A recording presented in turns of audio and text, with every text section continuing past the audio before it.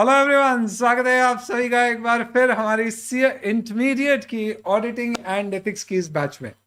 CA inter advance accounting में हम कई सारे स्टूडेंट से मिलते हैं। ये हमारे ऑडिट का सेशन एक्चुअल में देखा जाए तो this is the session number 1। इससे पहले एक लेक्चर हमने लिया which is more of N introductory lecture. वो इंट्रोडक्शन लेक्चर में आपको आज सच बताया गया कि आपके ऑडिट के सिलेबस में क्या क्या चैप्टर्स हैं, बी क्या क्या किताबें आपको मिलेगी, सी बैच की क्या ड्यूरेशन रहेगी, टेस्ट कब किए जाएंगे, क्या आपको टेक्स्ट सपोर्ट मिलेगा एंड ऑल दैट स्टफ। इस लेक्चर में अब एक्चुअल में अपन ऑडिट शुरू कर रहे हैं दोस्तों, सबसे पहले चैप्टर। और सबसे पहला चैप्टर हमारा क्या है, तो ये देखने को हमें मिलेगा कहां पर, आपकी ब्रह्मास्त्र में। एक बार दोबारा क्विकली मैं रिपीट कर देता हूं जो जो चीजें हमने लेक्चर 1 में डिस्कस करी थी, बहुत ही ब्रीफली, और फिर अपन शुरुआत करते हैं हमारे पहले डिस्कशन की। Very introductory things.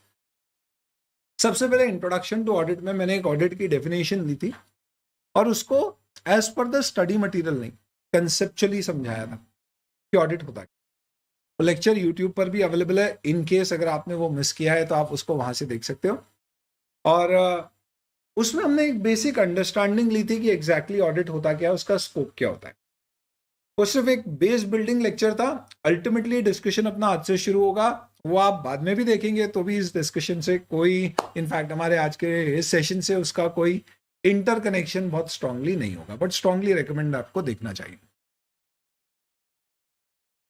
फिर हमने देखा था कि न्यू स्कीम में हमारे सिलेबस में क्या क्या टॉपिक्स है, एक बार दोबारा आपको बता देता हूं। Chapters which are there in your new course, एक कंपैरिजन ऑफ ओल्ड और न्यू का मैंने वीडियो यूट्यूब पर शेयर किया है, कुछ 19 मिनट का, जिसमें बहुत अच्छे से मैंने ये समझाया है कि ओल्ड कोर्स के क्या क्या टॉपिक थे, उनमें से न्यू कोर्स में कहाँ कहाँ चीज़ें सेम है, बदल गई है, और जो शिफ्ट हो रहे हैं और ओल्ड में पढ़ चुके हैं उन्हें कैसे शिफ्ट होना है। बट अगर आपने ओल्ड में पढ़ाई नहीं है तो आपको कुछ दिक्कत करने की जरूरत ही नहीं है। इनफैक्ट आप पूरी ये जो बैच लेंगे पूरी 100% न्यू कोर्स के अनुसार as per the ICAI new study material होगी। यानी हमारा डिस्कशन ये ऑडिटिंग एंड एथिक्स के 11 चैप्टर्स पर होगा। और आज हम चैप्टर 1 शुरू करेंगे, nature, objective and scope of audit. इन सभी चैप्टर के अंदर क्या क्या कंटेंट कवर्ड है, तो आप देखेंगे दोस्तों कि आपका जो सिलेबस होता है वो काफी कुछ स्टैंडर्ड्स ऑन ऑडिटिंग के ऊपर बेस्ड होता है। ये क्या होते हैं सर? जैसे अकाउंटिंग के स्टैंडर्ड होते हैं कि अकाउंटिंग कैसे करना है, वैसे ही ऑडिटिंग के भी स्टैंडर्ड होते हैं कि ऑडिट कैसे करना है। और हर चीज पे स्टैंडर्ड है। स्टार्टिंग फ्रॉम, अगर आपको ऑडिटर अपॉइंट किया है तो आपको कैसे क्लाइंट के साथ एक एंगेजमेंट लेटर साइन करना है, उसके ऊपर स्टैंडर्ड है। और जिसका डिस्कशन अगर आप देखोगे तो आपको सीधे चैप्टर नंबर 11 में देखने को मिलेगा, जबकि वो एकदम शुरू की बात। सेकेंड, अपॉइंटमेंट होने के बाद आपको ऑडिट शुरू करना है तो आप कहाँ से शुरू करोगे? पहले आप क्लाइंट की जानकारी लोगे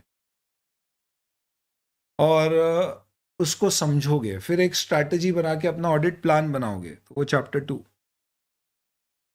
फिर उसके बाद आप उसके यहाँ पे क्या क्या रिस्क है, कहाँ गड़बड़ हो सकती है, इन चीज़ों को समझोगे, चैप्टर 3। और फिर उसके लिए आप ऑडिट एविडेंस गैदर करोगे, जैसे कि कोर्ट में जजमेंट सुनाने के लिए एविडेंस लॉयर्स के सुनता है, देखता है, इवैल्यूएट करता है और फिर अपना जजमेंट सुनाता है। वैसे ही यहाँ पर भी ऑडिटर एविडेंसेस, वहाँ उसके पास कोई लॉयर नहीं है जो उसको ला के देगा, कोई व्यक्ति नहीं है, उसे खुद ही को एविडेंस ढूंढना है और उसके बेसिस पे उसको खुद ही को अपना एक जजमेंट या ओपिनियन या रिपोर्ट बनानी। तो वो खुद एविडेंस इकट्ठे करता है कि भाई फाइनेंशियल स्टेटमेंट में जो बातें बताई गई है वो सब सही है या नहीं है। और अगर उसे लगता है सब कुछ सही है तो फिर उसके आधार पे वो अपनी एक रिपोर्ट दे।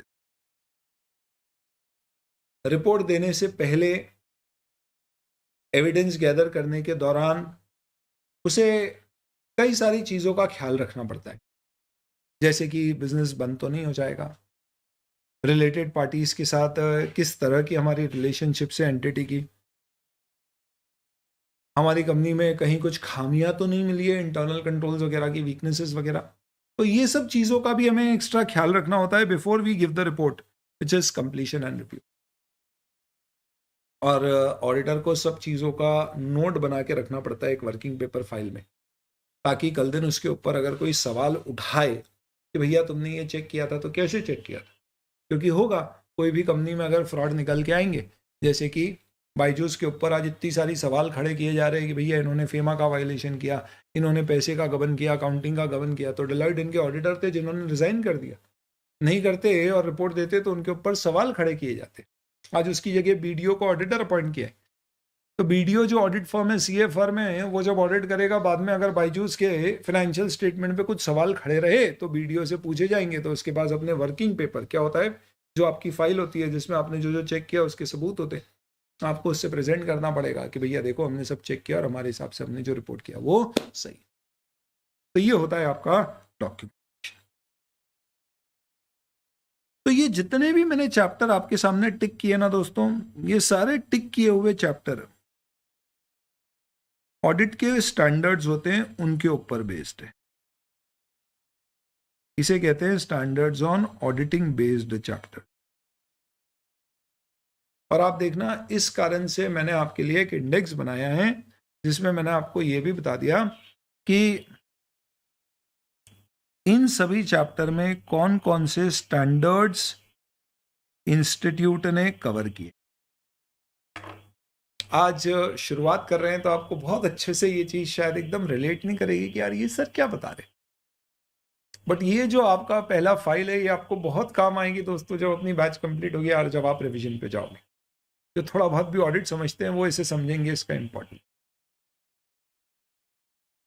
कारण क्या है, इंस्टीट्यूट आपको आपके एग्जाम से पहले एक नोटिफिकेशन के द्वारा बताता है कि भाई सीए इंटरमीडिएट के स्टेज पर इतने सारे स्टैंडर्ड ऑन ऑडिटिंग, जैसे एस होते हैं ना, एस 1 2 3, वैसे ही स्टैंडर्ड ऑन ऑडिटिंग होते हैं। उसमें कोड लगते हैं 200 210 220 ऐसे होते हैं वो कोड्स होते हैं, अपन समझेंगे।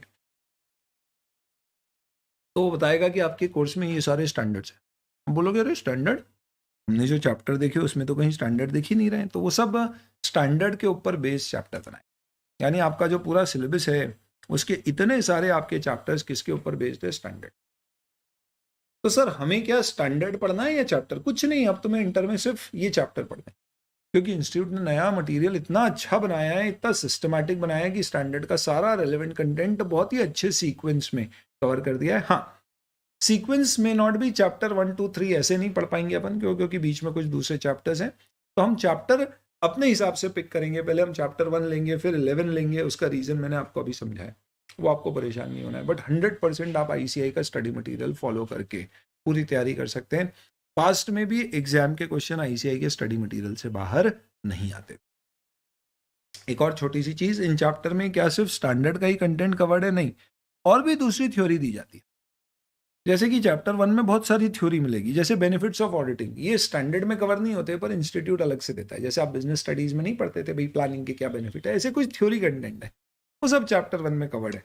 तो मैंने आपको एक छोटी सी मैपिंग दे दी है, ये सब आपको मिलेगा। कैसे मिलेगा? आपको एक गूगल ड्राइव का लिंक शेयर किया हुआ है, उसमें जितनी चीजें मैं यहाँ पे आपको दिखा रहा हूँ ये सब आपको लेक्चर वाइज मिल जाएंगे। तो जो हमारा पहला लेक्चर था उसे हम इंट्रोडक्टरी लेक्चर कहते हैं, और ये हमारा रियल में फर्स्ट लेक्चर है, वो जो यूट्यूब पर है, जिसमें सिर्फ बताया है कि बेसिक ऑडिट क्या होता है और आपके सिलेबस के बारे में, बैच के बारे में। यहाँ से अपन चैप्टर 1 शुरू करेंगे, ये अपना कंटेंट स्टार्ट होगा यहाँ से। तो ये आपके लिए एक रेफरेंस पॉइंट हो जाएगा दोस्तों। और इसी बैकग्राउंड के साथ अब अपन शुरुआत करते हैं। किससे? We will start with our very first chapter. ये सब हम ब्रह्मास्त्र से कवर कर रहे हैं। आपके पास ब्रह्मास्त्र आ जाएगी इन सम टाइम, तब तक के लिए आपको इसकी पीडीएफ दी जाएगी, आप इसके प्रिंट आउट निकाल के साइड में नोटिंग कर दी। जब मेन बुक आएगी तो दोबारा थोड़ी सी नोटिंग करना पड़ेगी, अच्छा उस बहाने रिवीजन हो जाएगा। Blessing in disguise. आप चाहते हैं अदरवाइज आईसीआई के स्टडी मटेरियल से कवर करना, तो दोस्तों जी हाँ, ये मेरा वचन है, और अपना वचन ही, शासन तो नहीं है लेकिन ये प्रशासन है मैनेजमेंट अपना ऐसा दोस्तों कि पूरा ईसीआई का स्टडी मटेरियल ही ब्रह्मास्त्र है। इनफैक्ट जैसे जैसे अपन चैप्टर कवर करेंगे क्लास में, वैसे ही आईसीआई का स्टडी मटेरियल भी ओपन करूंगा, और मैं आपको डेली बेसिस पे जो अपन ने यहाँ पे कवर किया आईसीआई के स्टडी मटेरियल में कहा है वो दूंगा। और आप ये समझ लीजिए कि एक इंपॉर्टेंट फुल स्टॉप कॉमा भी आईसीआई के स्टडी मटेरियल का हमारे मटेरियल में कवर नहीं हो, ऐसा नहीं होगा। यानी हम जो पढ़ रहे हो पूरा आईसीआई स्टडी मटेरियल पढ़, इनफैक्ट सारे चैप्टर सेम उसी फ्लो में बनाए गए जैसे आईसीआई का स्टडी मटेरियल। तो सर अपन आईसीआई स्टडी मटेरियल से ही पढ़ लेते हैं। अरे गजब, क्या गजब एग्जाम, सोच है तुम्हारी, बहुत सही बोला तुमने। आईसीआई के स्टडी मटेरियल से अगर तुमने ऑडिट पढ़ लिया दोस्तों तो तुम्हारी नैया पार लग जाएगी थ्योरेटिकली, क्योंकि एग्जाम में तो वही आता है, पर तुम पढ़ ही नहीं पाओगे। मैं तुमको आईसीआई का स्टडी मटेरियल बता, आ जाओ। ये आईसीआई का इंस्टीट्यूट का स्टडी मटेरियल है। अगर तुमको साइड में छोटा सा पेज नंबर दिख रहा है तो देख लो, it is 825 pages, index page तो जोड़े नहीं। तो पहली चीज, ये 825 पेज का मटेरियल है, और ये मटेरियल में ये ऐसा मटेरियल है, आप कंपेयर कर लो अभी। ये है ओरिजिन ऑफ ऑडिटिंग, जिसमें पूरी कहानी बताई गई है ऑडिट कैसे ओरिजिन हुआ है। इसी चीज को, इससे पहले तो ठीक है ये इंट्रोडक्शन है जिसमें कुछ ऐसा खास होता नहीं, तो ये ओरिजिन और ऑडिटिंग को, इसी चीज को जो वहां पे दिया है मैंने यहाँ पे दे रखा है इस तरह। तो हर पर्टिकुलर पैराग्राफ का क्या क्रक्स है, उसका सीक्वेंस, उसकी हेडिंग डाल दी, 1 2 3 4 5 दे दिया। एग्जाम में कितना इंपॉर्टेंट है वो सेकेंडरी, वो मैं मार्क कराते जाऊंगा, बट आप इसको देख के और उसको देख के एक चैप्टर में ही कंपेयर करके समझ जाओगे कि है पूरा ECI study material but formatted with emphasis on important things, better sequencing, use of color codes wherever we can do or it is required to make the whole subject more interesting, the content more interesting, even without losing anything of the.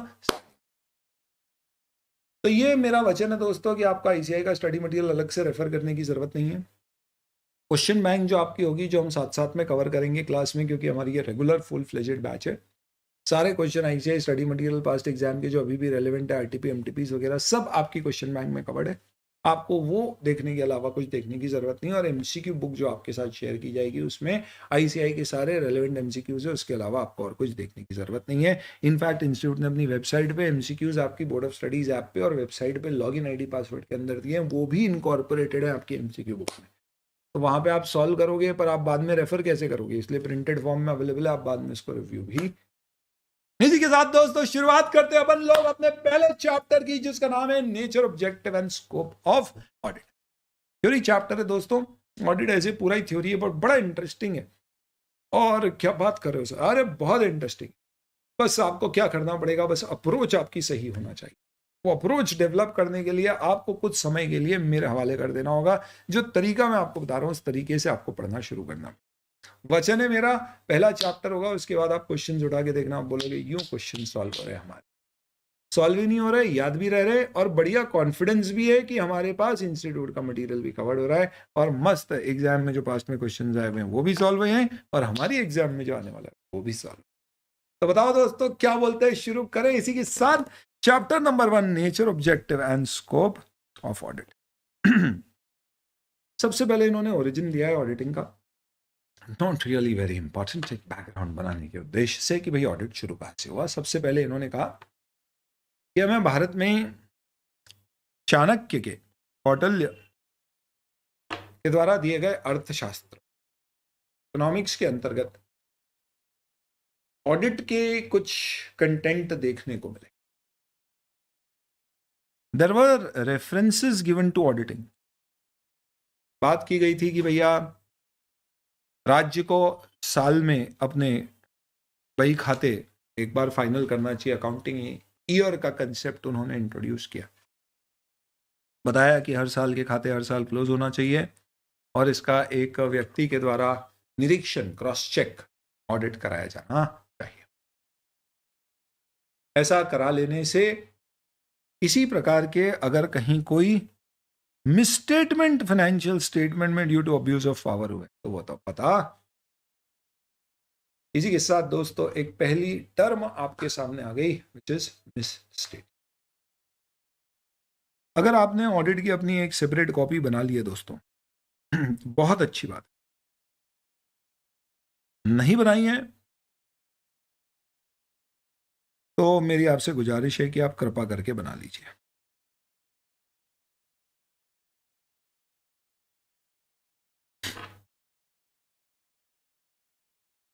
मैं आपको एक separate file बना के आपके साथ share कर रहा हूं, विच इज बेसिकली ऑन, ये छोड़ो ये date wait random,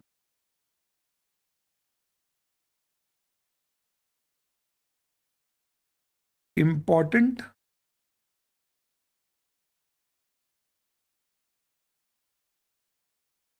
repetitive terms in audit.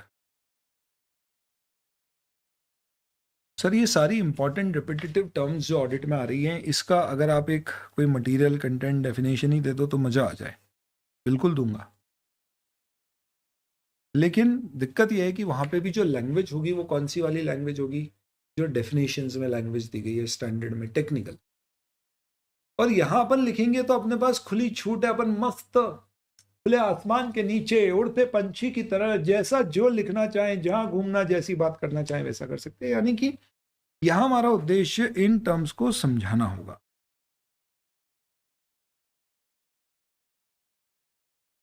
भूल के भी ये मत सोचना कि ये टर्म समझाने का उद्देश्य मेरा क्या है,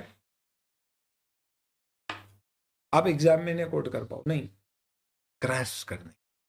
कभी भी आप पढ़ोगे ना तो ऑडिट में आप यूं समझ लो दोस्तों, ऐसा बोलते, किसी ने एक शोध किया, रिसर्च करी, तो उन्होंने कहा कि 500 ऐसे वर्ड है जिसमें 70% कन्वर्सेशन कवर हो जाते हैं अंग्रेजी में। इंग्लिश के 500 वर्ड्स आप ले लीजिए, 70% कन्वर्सेशन उन 500 वर्ड से आमतौर पे जो लोग करते हैं पूरे हो जाते हैं।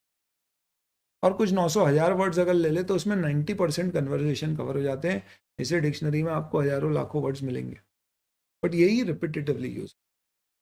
तो आप यूं समझ लो यहाँ पर भी हम ऐसी कुछ 20-25 टर्म जो आपको हर जगह देखने को मिलेगी उसकी एक नोटिंग कर लेंगे, ताकि आप कभी भी पढ़ो और आपके मन में वापस से डाउट आए तो आप ये टर्म एक बार देख लेना, इसके रेफरेंस देख लेना।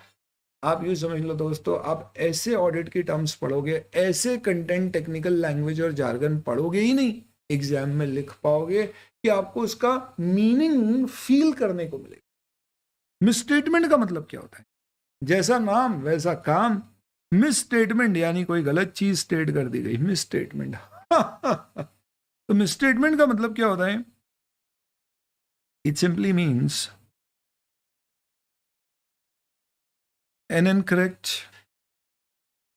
or an inadequate statement in financial statements. हमारा सब कुछ, एक ऑडिटर का सारा वास्ता किससे है? हम किसका ऑडिट कर रहे हैं? हम ये कोई ऑडिट नहीं कर रहे कि भैया इंडियन क्रिकेट टीम ने क्रिकेट ढंग से खेला या नहीं। ऑडिट मतलब क्रॉस चेक करना और कुछ।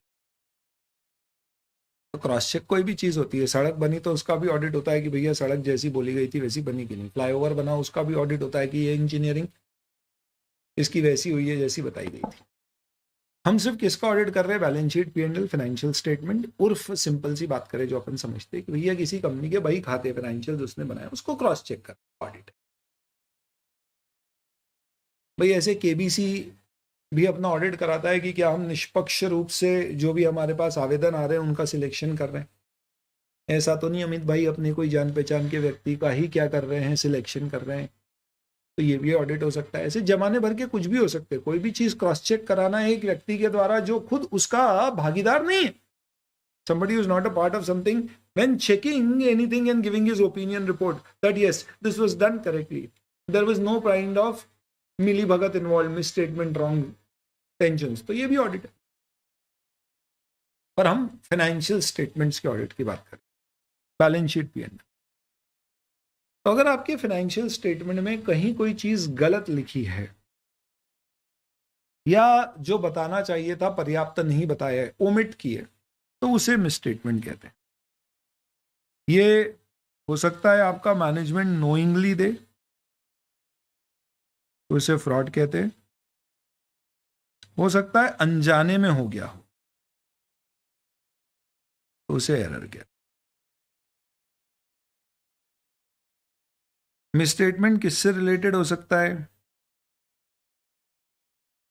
It can be related to classification, measurement,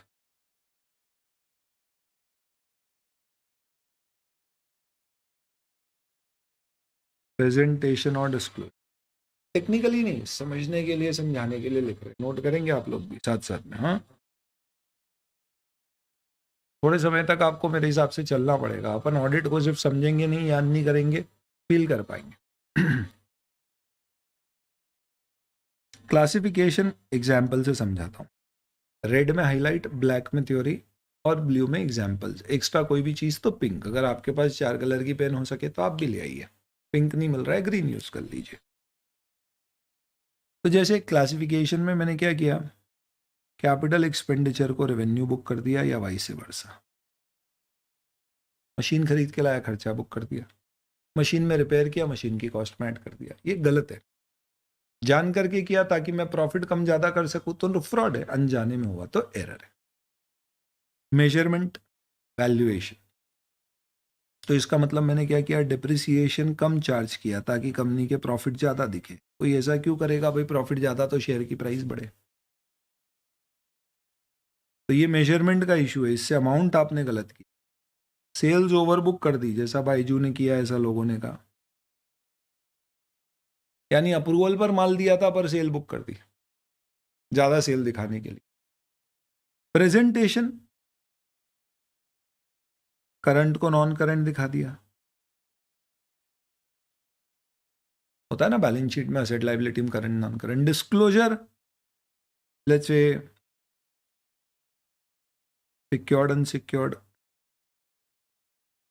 हमारी कोई असेट हमने गिरवी रखी थी, बताया नहीं कि इसके अगेंस्ट में चार्ज क्रिएटेड है, डिस्क्लोजर नहीं दिया। रिलेटेड पार्टी के साथ कोई ट्रांजैक्शन हुए, नहीं बताए। जैसा अभी आपने सुना हो तो ऐसी नियम होती है दोस्तों, अपन देखेंगे एडवांस अकाउंट्स में। आप AS 18 रिलेटेड पार्टी डिस्क्लोजर्स कहता है कि हर कंपनी ने जो भी रिलेटेड पार्टी के साथ ट्रांजैक्शन किया अनिवार्य रूप से उसे बताना होते हैं नोट्स टू फाइनेंशियल स्टेटमेंट में। तो अडानी के ऊपर जो हिंडनबर्ग की रिपोर्ट बीच में आई थी, आपने कभी सुनी हो उसके बारे में, तो उसमें हुआ यही, उन्होंने बहुत सारे आरोप लगाए अडानी के ऊपर और कहा कि ये देखिए ये सारी गड़बड़ है। जिसमें एक बड़ा आरोप ये था कि उनकी कोई सिंगापुर में उनके कोई भाई की कंपनी है और अडानी से माल वही खरीद रही है जिससे अडानी की सेल बढ़ के दिख रही है, और वो बढ़ी हुई सेल से अडानी लोन ले रहा है, जबकि एक्चुअल में कुछ भी नहीं है। वो आदमी माल खरीदना सिर्फ बुक्स पे खरीदने का काम। तो यहाँ से सेल बुक होती है और फिर वही आदमी अडानी को कुछ सप्लाई भी कर रहा है, वो परचेज भी बुक हो रही है, नेट सेटलमेंट हो रहे हैं, पैसे का कोई लेन देन हो नहीं रहा है, बस बुक्स में सेल परचेज सब बड़ा बड़ा के दिखाई दे। तो ये मिसस्टेटमेंट का मतलब क्या है, गड़बड़। गड़बड़ कौन कर सकता है, अनजाने में हो सकती है, जान करके हो सकती है। जान करके करेंगे तो कौन करेंगे, एम्प्लॉय कर सकते हैं, टॉप मैनेजमेंट कर सकते हैं। तो हमारे चाणक्य भाई ने, हमारे कौटिल्य जी ने कहा कि भैया जब राज्य के खाते बनते हैं तो उन खातों में ऐसा हो सकता है कि गड़बड़ हो, और ये गड़बड़ जान करके करी जा सकती है। क्यों, क्योंकि धनानंद जैसे, कभी आपने चाणक्य मौर्यन एम्पायर से पहले धनानंद को बाहर करके चंद्रगुप्त मौर्य जब आए तो उन्होंने बोला कि भैया ये जो इस तरह के धनानंद जैसे राजा होते हैं ये अपनी पावर का अब्यूज करते, ये जनता का पैसा जनता के कल्याण में खर्च करने की जगह अपने पर्सनल शौक के लिए पूरा करते और बताते हैं कि जनता के कल्याण में खर्च की। तो इसलिए जरूरी है कि कोई इसका क्रॉस चेक निष्पक्ष रूप से करे और बताए कि भैया ये देखिए ये खर्च। तो आपने सुना होगा दोस्तों, अभी बहुत सारे एग्जाम्पल ऐसे ही चलेगा, अभी शुरू में थोड़ा बेस बनते जाए, अपना समझ में आते जाए, फील होते जाए। भारत पे के फाउंडर के ऊपर, अरे क्या नाम है उसका बताओ, ओ ग्रोवर, ग्रोवर। यूट्यूब देखते हो तो आमतौर पे तुमको देखते रहे। तो भारत पे के जो फाउंडर थे उनके ऊपर क्या आरोप लगाया गया कि इन्होंने खर्चे बुक किए भारत पे जिसपे जनता का पैसा लगा हुआ है। इक्विटी फंडिंग ले रखी है ना कईयों से उन्होंने, और वो खर्चे उन्होंने बुक करे और वो खर्चे एक्चुअल में खर्चे ही नहीं थे, वो पैसा घर ले गए। तो उनके ऊपर आरोप लगाया कि उन्होंने प्लेसमेंट कंसल्टेंसी के नाम पर, कि भैया हमने एम्प्लॉय को रखा तो उसके लिए कंसल्टेंट हायर किया था, उसने वो एम्प्लॉय रिक्रूट करवाया, उसको कमीशन दिया 70-80 करोड़ रुपए का, और मालूम पड़ा कि वो 70-80 करोड़ का कमीशन जिस प्लेसमेंट एजेंसी को दिया है वो उनकी वाइफ की है, और उसकी वाइफ ने कोई सोर्स किया ही नहीं था। वो तो लोग डायरेक्ट आए थे हमारे पास पर दिखा दिया था कि उन्होंने सोर्स किए थे और उनको कमीशन दे दिया, और इससे कंपनी के 80 करोड़ रुपए बाहर उनके खाते में डलवा दिए। तो ये तो फ्रॉड है, गलत हो रहा है, ये जो हो रहा है सही नहीं हो रहा है, इसे कहते हैं मिसस्टेटमेंट। अभी आरोप लगा है, प्रूव होगा वो आगे की बात है। तो अगर ऑडिट हुआ और ऑडिटर ने ये चीज़ चेक करी तो वो रिपोर्ट करेगा कि भैया ये चीज़ हमने पाई। तो सर क्या ऑडिटर ऐसे सारे फ्रॉड्स पता कर लेता है? अभी तो पार्टी शुरू हुई है बेटा, अभी शुरुआत हुई। धीरे धीरे हौले हौले ये डिस्कशन आगे बढ़ेगा, तब आप और समझते जाएंगे ऑडिटर कितने तक के फ्रॉड्स ढूंढ पाते। Excuse me. फिर उसके बाद तो भाई ये तो 4th सेंचुरी बिफोर क्राइस्ट की बात थी, बहुत पुरानी बात। उसके बाद medieval times which is your 12th to 16th century, इस दौरान ऑडिट शब्द का ओरिजिन हुआ। तब क्या होता था, ये शब्द आया एक लैटिन वर्ड ऑडियर से, जिसका मतलब होता है to hear. Auditor used to hear the accounts, read out to them to check that employees were not careless and negligent. इसमें क्या होता था, एक व्यक्ति को बिठा दिया जाता था और उसको बोलते थे सारे खर्चे एक आदमी आएगा और वो सारे पढ़ेगा, और आप सुन के उसमें कोई भी खर्चे पे आपको डाउट हो रहा है तो आप पूछिए और पूछ कर बताइए। Okay, noted. और आपको लगता है डाउट है तो उस पर क्वेश्चन रेज करिए। तो इसलिए सुनते थे और उसके आधार पे हम बोलते थे कि भैया ये चेक करो, ये गड़बड़ तो नहीं है, ऐसा पता करते थे कागड़। तो सुनकर आइडेंटिफाई किया जाता था। दैट वाज टू हियर, ऑडियर, ऑडिट, ये शब्द का जन्म। पर ये सब काम कहाँ तक ठीक थे, बस ज्यादा जब कुछ कॉम्प्लिकेशन नहीं थे। पर दोस्तों फिर यूरोप में हुआ इंडस्ट्रियल रिवॉल्यूशन शुरू। ये 1867 से आपका शुरू हुआ और फिर ये 20th सेंचुरी तक चलता रहा। इंडस्ट्रियल रिवॉल्यूशन मतलब कुछ भी नहीं है, मास स्केल पर प्रोडक्ट बना के जनता के लिए बनाना शुरू किया। अब आप एक चीज समझो, ऐसे केस में अभी तक क्या हो रहा था, ये राज्य है तो राज्य में मंत्री है, वो सब देख रहे हैं राज्य। पर यहाँ पे अब क्या हो रहा है, ऐसा नहीं है, इट इज डिस्ट्रीब्यूटेड, हर कोई माल बना रहा है और जनता के लिए बना रहा है और खूब सारा माल खरीदा जा रहा है, बेचा जा रहा है। तो जरूरत पड़ी प्रॉपर अकाउंट्स बनाने की और उनकी प्रॉपर चेकिंग कराने। तो क्योंकि ट्रेड बहुत बढ़ गया और शुरुआत यूरोप से हुई, इसके लिए ज़रूरत पड़ने लगी कि भैया हम अपॉइंट करें किसी व्यक्ति को जो चेक करे कि जो मैनेजमेंट बोल रहा है वो सही है या नहीं। मैनेजमेंट जिम्मेदार होता है किसके लिए, फाइनेंशियल स्टेटमेंट बनाने के लिए। एक चीज़ ध्यान रखना हमेशा, ऑडिटर कौन है, जो क्रॉस चेक कर रहा है। वो खुद बना नहीं रहा है, हम बनाने वाले नहीं है, हम सिर्फ क्या करते हैं, क्रॉस चेक करते हैं। मतलब क्या है,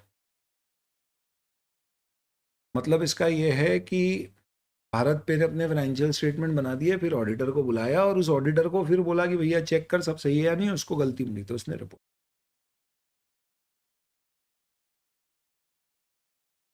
जैसे बताया किसी ने गुजरात से है, तो गुजरात में आपके सरदार वल्लभ भाई पटेल का बड़ा सा स्टैचू बनाया गया, 10 सिटी का निर्माण किया गया। अब वहाँ पे जो भी खर्चे हुए वो सरकार ने किए, तो एक ऑडिटर होता है। तो क्योंकि आप देखो सबसे पहले राज्य में ऑडिटर आए, तो ऐसे आज भी ऐसा होता है दोस्तों कि गवर्नमेंट के सारे एक्सपेंडिचर का ऑडिट करता है और उस आदमी को नाम बोला जाता है controller and auditor general, CNDG।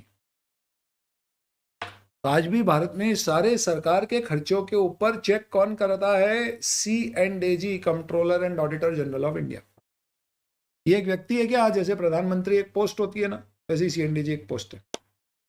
इसके साथ बहुत सारे लोग हैं, कई सारे डिपार्टमेंट है। जैसे PMO आपका ऑफिस है, वैसे ही इसका भी क्या होता है, पूरा CNDG का एक ऑफिस होता है, supreme audit institution of India. देखेंगे अपने सिलेबस। तो इसने क्या किया, चेक किया पूरा, और चेक करके फिर ये रिपोर्ट करता है कि भैया यहाँ खर्चे जो हुए ये अप्रूव नहीं थे, इसका कोई अप्रूवल नहीं हुआ, ये मार्केटिंग पे इतने ज़्यादा खर्चे हुए, ये अलाउड ही नहीं थे फिर भी किए गए। ये सब ऐसी रिपोर्ट। क्या बात कर रहे हो सर, वाकई ऐसा होता है क्या? हाँ होता है, और रिपोर्ट में लिखा हुआ भी आता है। आप न्यूज़पेपर पे फॉलो करते हो तो कई बार ऐसा देखना आएगा सुना। CNDG ने रिपोर्ट किया है कि इस पर्टिकुलर जगह पे सरकार ने इतना वेस्टफुल एक्सपेंडिचर किया, एडवर्टीजमेंट्स के ऊपर इतने सारे खर्चे किए गए जो कि सैंक्शनड ही नहीं थे। ऐसे आपको रिपोर्ट देखने। तो इसका होता क्या है, बाकायदा पार्लियामेंट में डिबेट होती है, डिस्कशन होता है, सब आएगा। अभी तो पार्टी शुरू हुई है। जो खाते बना रहे हैं उसके अलावा कोई एक व्यक्ति है जो उसे चेक कर रहा है और अपनी रिपोर्ट में बता रहा है सब सही है नहीं है।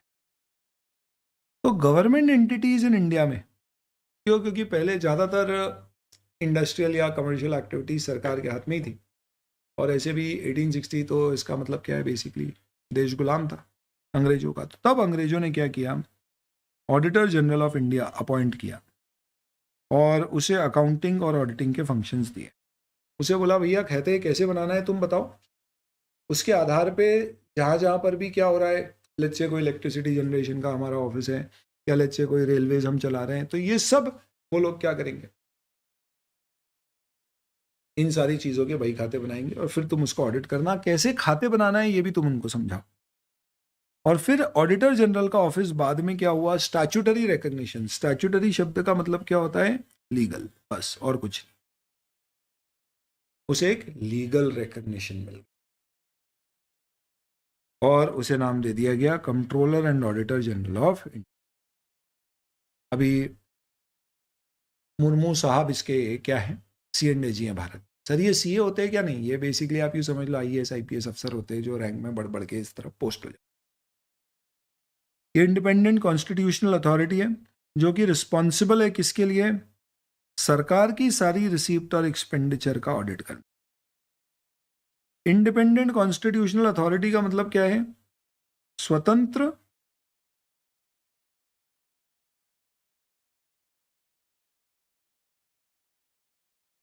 कॉन्स्टिट्यूशनल यानी कि संवैधानिक,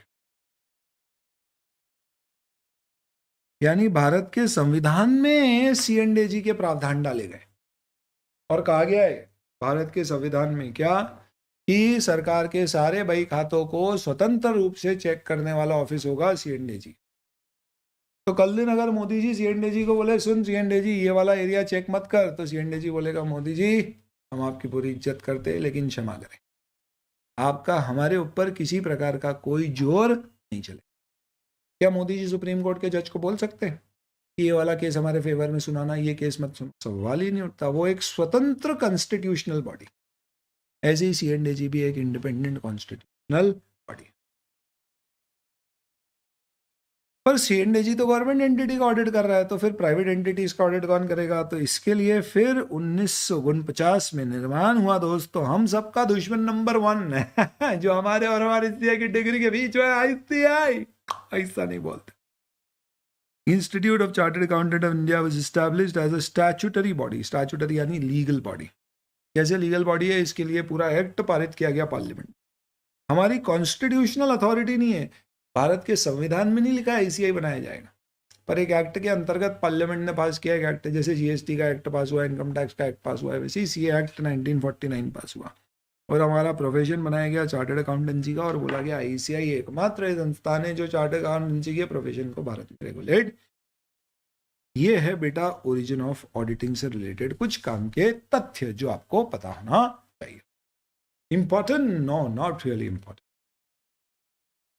एक बैकग्राउंड बना ये समझने, ठीक है। फिर आते हैं अपन meaning and nature of audit.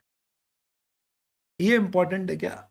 बहुत ही बेसिक है। पर इंट्रोडक्टरी क्लास में हमने ये डेफिनेशन समझने के उद्देश्य से डिस्कस की थी, अब अपन इसे एग्जाम के उद्देश्य से डिस्कस करेंगे। इसमें क्या मुद्दे दिए गए हैं और अगर आता है तो हमें क्या पढ़ना है, क्या लिखना है, क्या कहना। Okay guys, let's get go in audit. ठीक है भाई, यहां तक थोड़ी स्प्लिट स्लो कर दीजिए लिखने की। ओके, बाकी अदरवाइज देखो ये बेसिक बैकग्राउंड वाली चीज है। आइए, an audit is an independent examination of financial information of any entity, whether profit oriented or not, irrespective of size or legal form. Any entity लिखा है तो लिखने की जरूरत ही नहीं है, पर समझाने के लिए लिख दिया इन्होंने। When such an examination is conducted with a view to express an opinion there. तो ये मीनिंग और नेचर ऑफ ऑडिटिंग। ऑडिट की डेफिनेशन कह सकते हैं। सबसे पहले कहा है कि ये एक स्वतंत्र जांच है, इंडिपेंडेंट है, एग्जामिनेशन है। फाइनेंशियल मैटर का, वित्तीय मुद्दों का फाइनेंशियल इंफॉर्मेशन। किसकी फाइनेंशियल इंफॉर्मेशन? किसी संस्थान की, व्यक्ति की हो सकती है क्या कराना चाहे, पर नॉर्मली एंटिटी यानी बिजनेस के ऑडिट होते हैं। पर बिजनेस जरूरी नहीं है प्रॉफिट मेकिंग बिजनेस हो, चैरिटेबल ऑर्गेनाइजेशन के भी हो सकते हैं। प्रॉफिट बनाने वाली हो या नहीं, छोटी हो, कंपनी हो, पार्टनरशिप फर्म हो, प्रोप्राइटरशिप फर्म हो, किसी का भी ऑडिट हो सकता है, कोई दिक्कत नहीं। कोई भी संस्थान, इंस्टीट्यूशन, सेपरेट लीगल एंटिटी हो नहीं हो, कोई फर्क नहीं। बस ये बात तय है कि जो आप एग्जामिनेशन कर रहे हो उसमें उसका आपका उद्देश्य उस पर एक राय कायम कर। कैसी राय? कि क्या हमारे फाइनेंशियल स्टेटमेंट जो बनाए गए सही है क्या? तो अब एग्जाम पॉइंट ऑफ व्यू से स्टडी मटेरियल में दिए गए कंटेंट के आधार पर अपन इसका एनालिसिस करें। क्या कहा गया है?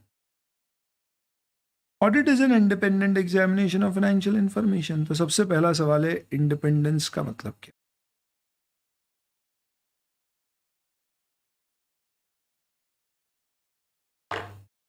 इंडिपेंडेंस, स्वतंत्र, बताइए।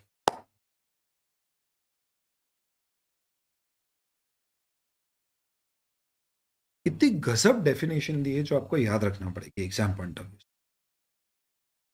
Independence means that judgement of a person is not subordinate to the wishes or direction of another person who has engaged.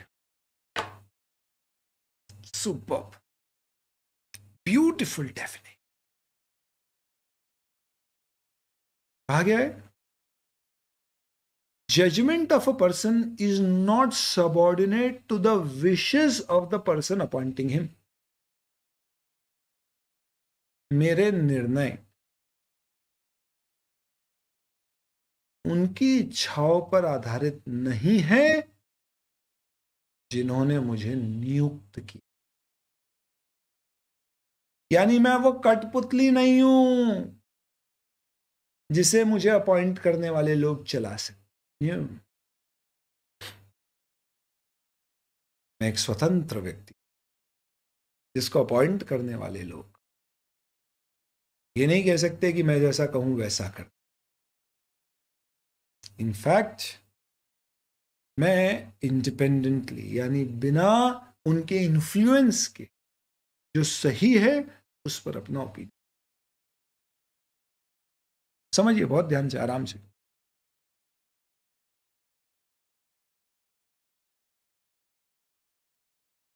Audit किसी भी एंटिटी का होता है तो प्रोसेस क्या होता है आपको मैं समझा। प्रोसेस में सबसे पहले फाइनेंशियल स्टेटमेंट बनाए जाते हैं, बैलेंस शीट, P&L। और इस बैलेंस शीट, P&L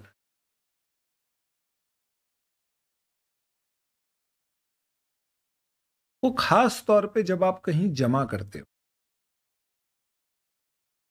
तो सवाल उठता है कि भैया आपने जो बनाया वो सही है या नहीं है, कैसे पता पड़ेगा?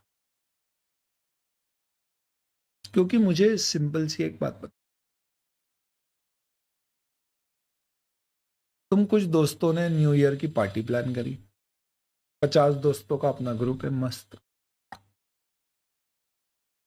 कॉन्ट्री पार्टी रखने की बात हुई और 2 लोगों को जिम्मा दिया कि भैया तुम डिसाइड करो क्या करना है। ऐसा हमारे यहाँ होता है, हर साल हम 2 लोग आइडेंटिफाई करते हो, पूरी पार्टी मैनेज करते। 1000 रुपए का फिक्स कंट्रीब्यूशन सबने दिया, 50,000 रुपए उन्होंने इकट्ठे कर दिया। अब वो पूरी पार्टी प्लान करी, करने के बाद वो बकायदा पूरे खाते बना देते कि भैया कितने खर्चे हुए, बच जाते तो बढ़ जाते वापस से, ज़्यादा लगते तो वापस सब लोग देते। उन्होंने पार्टी होने के बाद में एक पूरा ब्यौरा बना के दे दिया कि भाई देखो ये खर्चे हुए।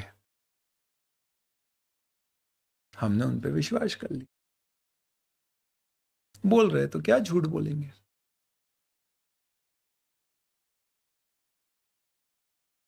पर यही बताइए दोस्तों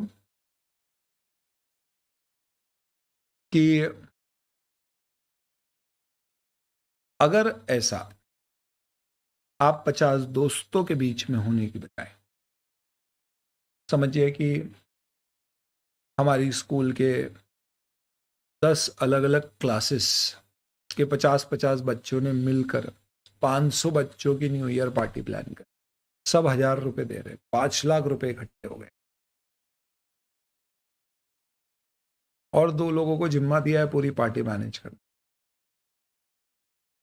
ऐसी सिचुएशन में कहीं ना कहीं वो जो खर्चों का ब्यौरा देंगे आपको, अंदर से ऐसी फीलिंग तो आ सकती है कि यार पत्ते ने खुद के 1000 तो बचा ही लिए होंगे, कोई खर्चे फेक डाल दिए होंगे। हो सकता है कहीं उसने लेट्स से डेकोरेशन कराया, डेकोरेटर ने बिल दिया 50,000 रुपए का, हो सकता है उसको 40 ही पे की हो, बिल 50 का मिल गया। पॉसिबल तो है कि उसने थोड़े पैसे बना लिए। हमने क्लब चालू किया। ये क्लब में हमारा सिंपल है कि भाई हर कोई कंट्रीब्यूट करता है और उससे क्लब फंक्शंस करता है, इवेंट्स करता है, स्पोर्ट्स इवेंट्स होती है। रिस्क है कि वो पैसे गबन ना कर ले खुद के लिए। तो कैसे करेगी इसको चेक? एक सिंपल सा तरीका, हम किसी एक निष्पक्ष व्यक्ति को बोल देते हैं कि यार तुम ये सारे खाते चेक कर लो। तो आप समझो कि अपन वही वाली पार्टी लेते हैं सिंपल, कौन सी, अपने 50 दोस्तों की 1000 रुपए लिए, 50,000 रुपए उसने खर्चे का ब्यौरा दे दिया। और लेट्स से हम सभी के टीचर, हमारे सर, हमारे प्रिय सार्थक सर, जिसको हम सभी 50 लोग जानते हैं और हमें विश्वास है उनके, हमने बोला सर आप एक बार प्लीज खाते चेक कर लीजिए। उसने पूरे एक्सपेंस दिए, उसके सारे बिल्स, वाउचर्स, डॉक्यूमेंट सब दे दिए मुझे। मैंने चेक कर लिया। 5-6 लोगों से मैंने कॉल करके भी पूछ लिया कि यार ये तुम्हारा बिल इतने का है, फाइनल सेटलमेंट कितने में हुआ। जैसे टेंट हाउस वाला है, अब टेंट हाउस वाले ने बिल लगाया 10,000 रुपये का, मुझे मालूम है टेंट हाउस वाले बिल जितने का देते उतना पैसा देना नहीं पड़ता है, देते समय उनको 8,000 भी दे सेट कर लेते। मैंने बोला यार कितने रुपए तुमको मिले, कैसे मिले? अच्छा पेटीएम से मिले, चलो उसको वेरीफाई करवा दो। ऐसे मैंने क्रॉस कर लिया और ये सब वेरीफाई करके मैंने बोला कि नहीं यार ये सारे खर्चे जितने दिए गए ये सब मैंने देखे, सब सही है। आप बताओ दोस्तों, जब मैं ये ओपिनियन दे रहा था तो वो जो 2 बच्चे जिन्होंने खर्चा किया सारा, क्या उन 2 बच्चों की इच्छा अनुसार मैंने ये ओपिनियन दिया है क्या? नहीं, मैंने निष्पक्ष रूप से दिया है। हो सकता है कि मुझे नियुक्त किया हो आप 50 में से किन्हीं 2 लोगों ने, लेट्स से जिन्होंने खर्चा किया उन्हीं ने अपॉइंट कर दिया। उन्होंने बोला अरे सर कुछ कुछ जगह खर्चे ऐसे हुए हैं जहाँ पे ना थोड़ा बिल नहीं है, आप संभाल लेना, आप मत देखना। मैंने बोला हाँ चल ठीक है, जैसा तू बोलेगा वैसा कर दूंगा। अगर ऐसा है तो फिर ये ऑडिट नहीं है, ही नहीं है, ऑडिट ही नहीं है, क्योंकि ये क्या काम का है? ऑडिट होने के लिए इसका क्या जरूरी है होना? इंडिपेंडेंट होना जरूरी। इसलिए डेफिनेशन में ही बोला है ऑडिट इंडिपेंडेंट एग्जामिनेशन है भैया। और इंडिपेंडेंट का मतलब मुझे नियुक्त करने वालों की इच्छा अनुसार मैं ऑडिट नहीं कर रहा हूं। मैं क्या कर रहा हूं? मैं उनकी इच्छाओं को पूरा करने के लिए ऑडिट नहीं कर रहा। मैं निष्पक्ष रूप से, जैसा मुझे मेरा आईसीआई बताता ऑडिट कैसे होना चाहिए, वैसे ऑडिट कर। तो क्या कहा गया है यहां पे दोस्तों? एक्सक्यूज मी,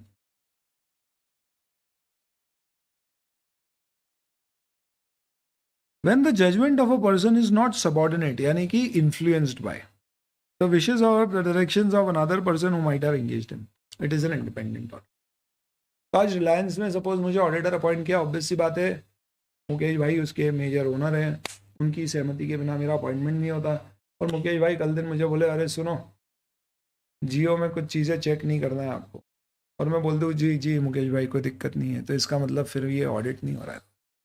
इनफैक्ट मेरी जिम्मेदारी है मुकेश भाई को कहना कि मुकेश भाई ऐसा नहीं होगा, चेक सारी चीज़ें होगी, जो भी होगी सब रिपोर्ट होगी, रिपोर्ट करने से पहले आपसे डिस्कस होगा, पर कुछ गलत है तो रिपोर्ट। मुकेश भाई बोलेंगे हाँ हम चेक कर रहे थे, हमें ऐसा ही व्यक्ति इंडिपेंडेंट, क्यों? क्योंकि हमें हमारे शेयर होल्डर का इंटरेस्ट प्रोटेक्ट, यही तो है रियल ऑडिट। तो याद रखो इंडिपेंडेंस की क्या डेफिनेशन है? Judgements are not subordinate to the wishes of the person engaging him. बस काम की इतनी सी बात है, याद हो जाएगा.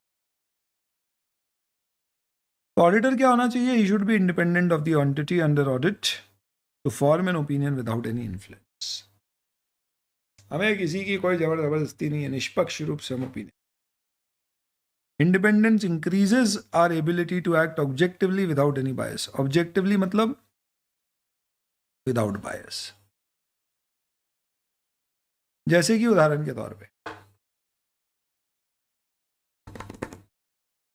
आप समझिए अपनी कंपनी है और अपनी वाइफ चार्टर्ड अकाउंटेंट है और अपन तो सीए कर रहे थे, बने नहीं, वो बन गई. उसने प्रैक्टिस शुरू कर दी, अपने बिजनेस शुरू कर दिया, अपना बिजनेस मस्त चल रहा है, वो आज भी किताबों में सर फोड़ रही है. हमने बोला एक काम कर, क्लाइंट उसको ज़्यादा मिल नहीं रहे, हमने बोला तू हमारा ही ऑडिट कर दे. सबसे पहली बात बताओ, अगर आप उसे अपॉइंट करोगे तो क्या आपको लगता है वो ऑब्जेक्टिवली ऑडिट कर पाएगी? भले ही वो बोले सुनो तुम मुझे ऑडिटर अपॉइंट कर रहे हो, एक चीज़ का ख्याल रखना, ऑडिट करते समय हम ये नहीं देखेंगे कि हमारे हस्बैंड की कंपनी है, निष्पक्ष रूप से ऑडिट करेंगे. मैंने बोला वाह देवी वाह, बहुत बढ़िया, इनफैक्ट हमें तो पूरा विश्वास है तू और ज़्यादा ऑडिट करेगी, दूसरों में फिर भी छोड़ देती, हमारी गलती तो तू कभी नहीं छोड़ने वाली. तो उसने कहा मैं इंडिपेंडेंट करूँगी. पर क्या है, आईसीआई कहता है दोस्तों कि जब रिलेशनशिप आ जाती है ना तो चांसेस बड़े ऐसे रहते हैं कि आपकी ऑब्जेक्टिविटी ना रहे. जैसे फॉर एग्जांपल मैंने अपॉइंट कर दिया उसको ऑडिटर, वो ऑडिट कर रही थी और उसने देखा कि भैया मैंने कोई फॉरेन कंट्री से कुछ गुड्स बेचे, उसका पैसा मंगाया और उसमें आरबीआई के कोई नियम का पालन नहीं किया. अगर ऑडिटर ने नियम रिपोर्ट कर दिया तो सीधे जेल हो जाएगी मेरे. ऐसे केस में वो हो सकता है थोड़ी सी पीछे हट जाए, बोले नहीं रहने दो यार, इनको जेल हो जाएगी. तो इसके लिए क्या बोला गया है कि आपको ये देखना है कि क्या आप ऑब्जेक्टिवली काम कर पाओगे बिना किसी बायस के. इसका मतलब आपको लगता है कि आप बायस्ड हो सकते हो तो फिर बेहतर है कि आप उस संस्थान का ऑडिट मत एक्सेप्ट करो. इसके पूरे नियम दिए गए हैं आईसीआई के द्वारा. उसमें लिखा हुआ है कि अगर आपके रिलेटिव की कंपनी है तो आप उसका ऑडिट नहीं करोगे क्योंकि इंडिपेंडेंट नहीं रह पाओगे. जैसे एग्जाम्पल है company own manage by brother, एक कंपनी जहां पे आपके पास खुद के कंपनी के पास के शेयर्स है. आप सोचो, आप समझिए एक बात, मैं ऑडिट कर रहा हूँ इन्फोसिस का और मेरे पास ही इन्फोसिस के 5 करोड़ के शेयर्स रखे हो. अब आप सोचो मैं ऑडिट कर रहा हूँ, मुझे इन्फोसिस कंपनी में कोई गड़बड़ मिली, मैंने बोला बाप रे रिपोर्ट कर दी तो शेयर की प्राइस गिर जाएगी, मुझे भी लगेगा ना यार मत करो, अपना भी नुकसान हो जाएगा. या पहले अपन शेयर बेचते फिर करते, इसका मतलब आप निष्पक्ष रूप से काम नहीं कर रहे. तो इसके लिए कहा गया है कि इंडिपेंडेंस का मतलब क्या होता है, निष्पक्ष ऑब्जेक्टिवली काम करना, बिना इन्फ्लुएंस के काम करना, हमारी इच्छा अनुसार, ना कि जिसने अपॉइंट किया उसकी इच्छा अनुसार काम. तो ये आपको इतने सारे पॉइंट ध्यान रखना. 1 2 3 4, फोर्थ तो एग्जाम्पल है, दैट्स ओके. कोई डाउट है आपके किसी के भी तो सर क्या रिलेटेड पार्टी इसको नहीं कर सकते अपॉइंट? नहीं, आगे आप देखोगे ऐसे बहुत सारे नियम है जो मना करते. अगर आपकी कोई रिलेटिव कंपनी में डायरेक्टर है, आप उस कंपनी का ऑडिट नहीं कर सकते. आप खुद डायरेक्टर हो तो भूल जाओ. आपके पास कंपनी के शेयर है, आप ऑडिट नहीं कर सकते कंपनी. आपके रिलेटिव के पास कंपनी के ज़्यादा शेयर्स है तो भी आप कंपनी का ऑडिट नहीं कर सकते. ऐसे सब नियम बना रखे हैं ईसीआई ने या कंपनी लॉ ने, या अलग अलग नियमों कानूनों में, सिर्फ इसलिए ताकि ऑडिटर निष्पक्ष रूप से कार्य करे. क्योंकि बहुत सारे सीए इसकी जगह उसकी किसी और को अपॉइंट कर देंगे ऐसा. चलिए, audit can be of an entity that is, ये अपन ने डिस्कस किया. ऐसा नहीं है कि जो लोग प्रॉफिट कमा रहे हैं सिर्फ उन्हीं का ऑडिट होना चाहिए. क्यों? क्योंकि आप एक चीज समझो दोस्तों, एक चैरिटेबल इंस्टीट्यूशन है, क्या उसका ऑडिट नहीं होना चाहिए? आपको पता है आपकी स्कूल कॉलेज चैरिटेबल है, उनका भी ऑडिट होना चाहिए. मंदिर है, ट्रस्ट है, उनके भी ऑडिट होना चाहिए. भाई आज आप समझिए आप किसी चैरिटेबल इंस्टीट्यूशन को लाखों करोड़ों की डोनेशन दे रहे हैं, आप नहीं चाहोगे कि उसका पैसा सही जगह यूज हो रहा है नहीं, ये रिपोर्ट हो.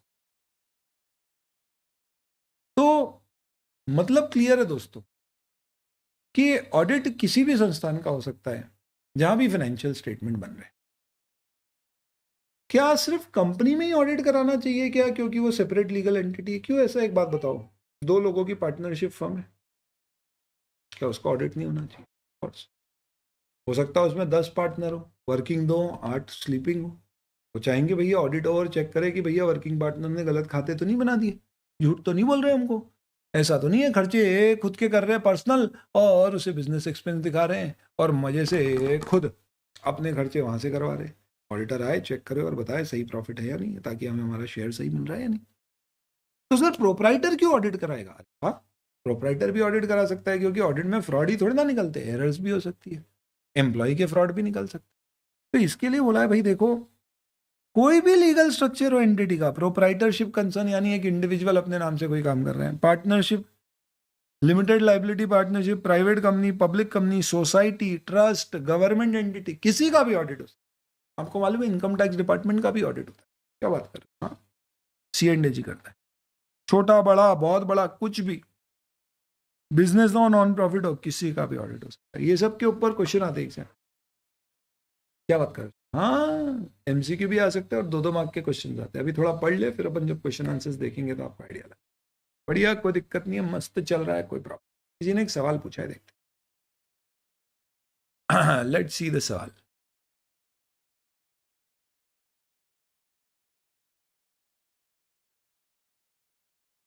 सर जैसे आपने कहा कि शायद अपन ने RBI की किसी गाइडलाइन का पालन नहीं किया, तो क्या हमें हर गाइडलाइन पता होना जरूरी होगी? अरे वाह बेटा, बहुत अच्छा सवाल पूछा, वेरी गुड। क्या ऑडिटर सर्वगुण संपन्न, सारे ज्ञान का धारी, केवल ज्ञानी, श्री श्री श्री 1008 चार्टेड अकाउंटेंट होना चाहिए? तो CA फाइनल में आप ये पढ़ोगे, आपके इंटर में कोर्स में नहीं है, एक स्टैंडर्ड बनाया गया है 250 नंबर का। आपको याद हो पहले लेक्चर आप देखोगे तो उसमें मैंने एक एग्जांपल लिया था छोटू का, कि हम एक कंपनी में ऑडिट करने गए, वहां चाइल्ड लेबर हो रहा था। अब हो सकता है ऑडिटर को पता ही नहीं हो चाइल्ड लेबर क्या होता है, क्या पता। तो सवाल ये उठता है कि यार ऐसे कई सारे कानून हैं जिनका उल्लंघन हो सकता है, पर क्या ऑडिटर को सबकी जानकारी होना चाहिए? नहीं, ऐसा डिफाइंड है कि ऑडिटर को उन कानूनों का पालन चेक करना है जो फाइनेंशियल स्टेटमेंट को सीधी तरह से अफेक्ट, जैसे कि इनकम टैक्स, जैसे कि GST, जैसे कि PF ESI, जो एम्प्लॉय की तनख्वाह और इसलिए आपके सैलरी के खर्चे को अफेक्ट कर। जैसे कंपनीज एक्ट में आपको पता होगा शेड्यूल 3 होता है जिसमें बैलेंस शीट P&L का फॉर्मेट होता है, तो कंपनीज एक्ट के शेड्यूल 3 का आपको ज्ञान होना चाहिए, क्योंकि उससे बैलेंस शीट बनती है। पर एनवायरमेंटल लॉस, प्रदूषण के नियम, RBI के कोई ऐसे नियम जो फाइनेंशियल स्टेटमेंट से रिलेटेड डायरेक्ट नहीं है, दूसरे नॉर्म से रिलेटेड है, उनका ज्ञान नहीं भी होगा तो। पर ये इतना आसान नहीं है, विस्तार में इसके ऊपर स्टैंडर्ड। तो बहुत अच्छा सवाल पूछा यश तुम। तो इसके लिए एक चीज समझो, ये जितने तुम्हारे सवाल ऐसे पैदा होंगे ना, कि जैसे इंडिपेंडेंस पे सवाल आ सकता था तुम्हारे मन में कि सर मेरे ना रिलेटिव की कंपनी नहीं है, मेरे फ्रेंड की कंपनी है, तो क्या मैं ऑडिट एक्सेप्ट कर सकता? सर हमारी रिलेटिव मतलब वो जो कंपनी जिसने हमें ऑडिटर अपॉइंट किया है ना, वो हमारी फियांसी की, अभी शादी नहीं हुई है, या सर हम लिव इन में हैं उसके साथ, पर अभी लीगली हमने कोई ऐसे शादी नहीं की, कर सकते? मन में ऐसे बहुत सारे सवाल आ सकते हैं, कुछ तुम पूछ नहीं रहे हो लिहाज करके। तो ये सबके ऊपर इंस्टीट्यूट के नियम है, CA इंस्टीट्यूट ने सारी चीजों पे गाइडलाइन दे रखी। क्या बात कर रहे हो? हाँ, तो ऐसा नहीं ये पढ़ लिया तो खत्म हो गया, ये तो सिर्फ डेफिनेशन है बेटा, अभी तो शुरुआत हो रही है। इसके बाद ऊपर, इसके ऊपर सब पे बहुत सारे डिस्कशन। चैप्टर 11 में बात की गई है इंडिपेंडेंस, एथिक्स, इन सब की। फाइनल में जाओगे तो और ज्यादा विस्तार में डिस्कस। ऐसा आया, समझ में आया? आगे बढ़ो। तो किसी भी संस्थान का हो सकता है, बहुत बढ़िया चल रहा है सर। आगे उद्देश्य क्या है ऑडिट का? ऑडिटर बेटा ओपिनियन देता है। कृपा करके ध्यान रखना, ऑडिटर का उद्देश्य फाइनेंशियल स्टेटमेंट बनाना नहीं है। यानी प्रोसेस क्या होता है देखिए,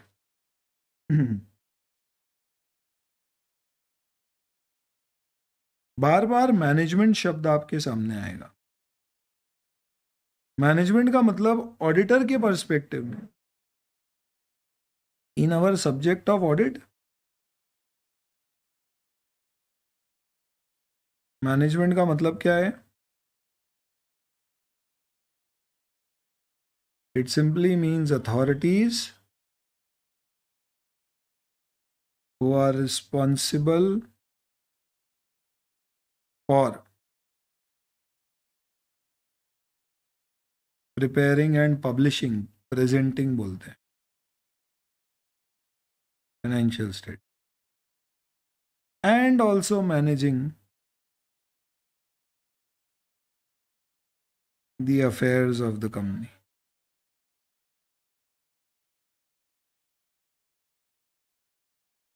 जो बिजनेस चला रहे हैं और मोर इम्पोर्टेंटली जो फाइनेंशियल स्टेटमेंट बनाने के लिए जिम्मेदार। तो कभी भी ऐसा नहीं हो सकता कि अपन ऑडिटर को बोले कि सुन तू चेक करेगा बताएगा गलत है, इससे अच्छा तू ही बना दे, तू ही बना दे। ये तो वैसी बात हो गई कि भैया आईसीआई ने बोला तुम एग्जाम दो और अगर तुमने एग्जाम में अच्छे मार्क्स स्कोर किए तो तुम पास। हमने बोला ऐसा है तो तुम ही दे दो, किताब भी तुम दे रहे हो, मॉक टेस्ट भी तुम दे रहे हो, आजकल तो लेक्चर्स भी देता है इंस्टीट्यूट, सभी दे रहे हो तो पेपर भी तुम ही दे दो। तो बोले भैया कुछ जिम्मेदारियां तो कुछ की है, तो हमारा काम क्या है? हमारा काम बही खाते बनाना नहीं है, हमारा काम है चेक करना इंडिपेंडेंट। कई बार ऐसा भी होता है कुछ कंपनी चार्टर्ड अकाउंटेंट को अपॉइंट करती है अकाउंट बनाने के लिए, उस केस में भी ऑडिटर अलग से अपॉइंट करना पड़ेगा जो आके चेक करेगा। क्यों? क्योंकि हम चाहेंगे कि एक इंडिपेंडेंट व्यक्ति चेक करके बताए। सबसे चेक होना चाहिए ना भाई, पेपर आप दे दो और आप बोलो मैं खुद ही चेक कर दूं, नहीं, इंस्टीट्यूट चेक कराएगा। हमने बोला अरे हम पेपर देके हम खुद चेक करके दे देते, इंस्टीट्यूट बोलेगा नहीं हम एक स्वतंत्र आदमी से चेक करवाएंगे।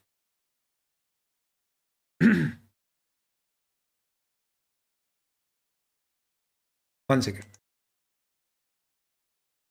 तो सिस्टम ऐसा है कि पहले फाइनेंशियल स्टेटमेंट बनते हैं पूरे, फिर आपको दिए जाते हैं, फिर आप उन फाइनेंशियल स्टेटमेंट को चेक करते हो रिकॉर्ड से और फिर आप अपने ओपिनियन बनाते हो और ओपिनियन बनती है एक रिपोर्ट के फॉर्म में। रिपोर्ट बहुत लंबी चौड़ी होती है, उसमें मेन मुद्दे की बात यह आती है कि जो फाइनेंशियल स्टेटमेंट में बताया गया है बैलेंस शीट में, P&L में, कैश फ्लो में, नोट्स में, वो सही है या, और अगर कुछ गलत है तो ऑडिटर बता देता है। Simple.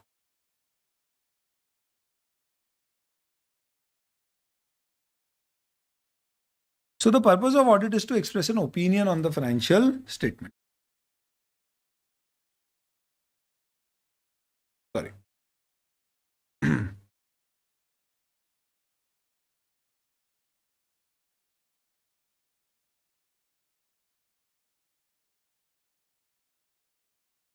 So preparation, presentation of financial statement is responsibility of management. Auditor will only express an opinion on financial statement by means of a written audit.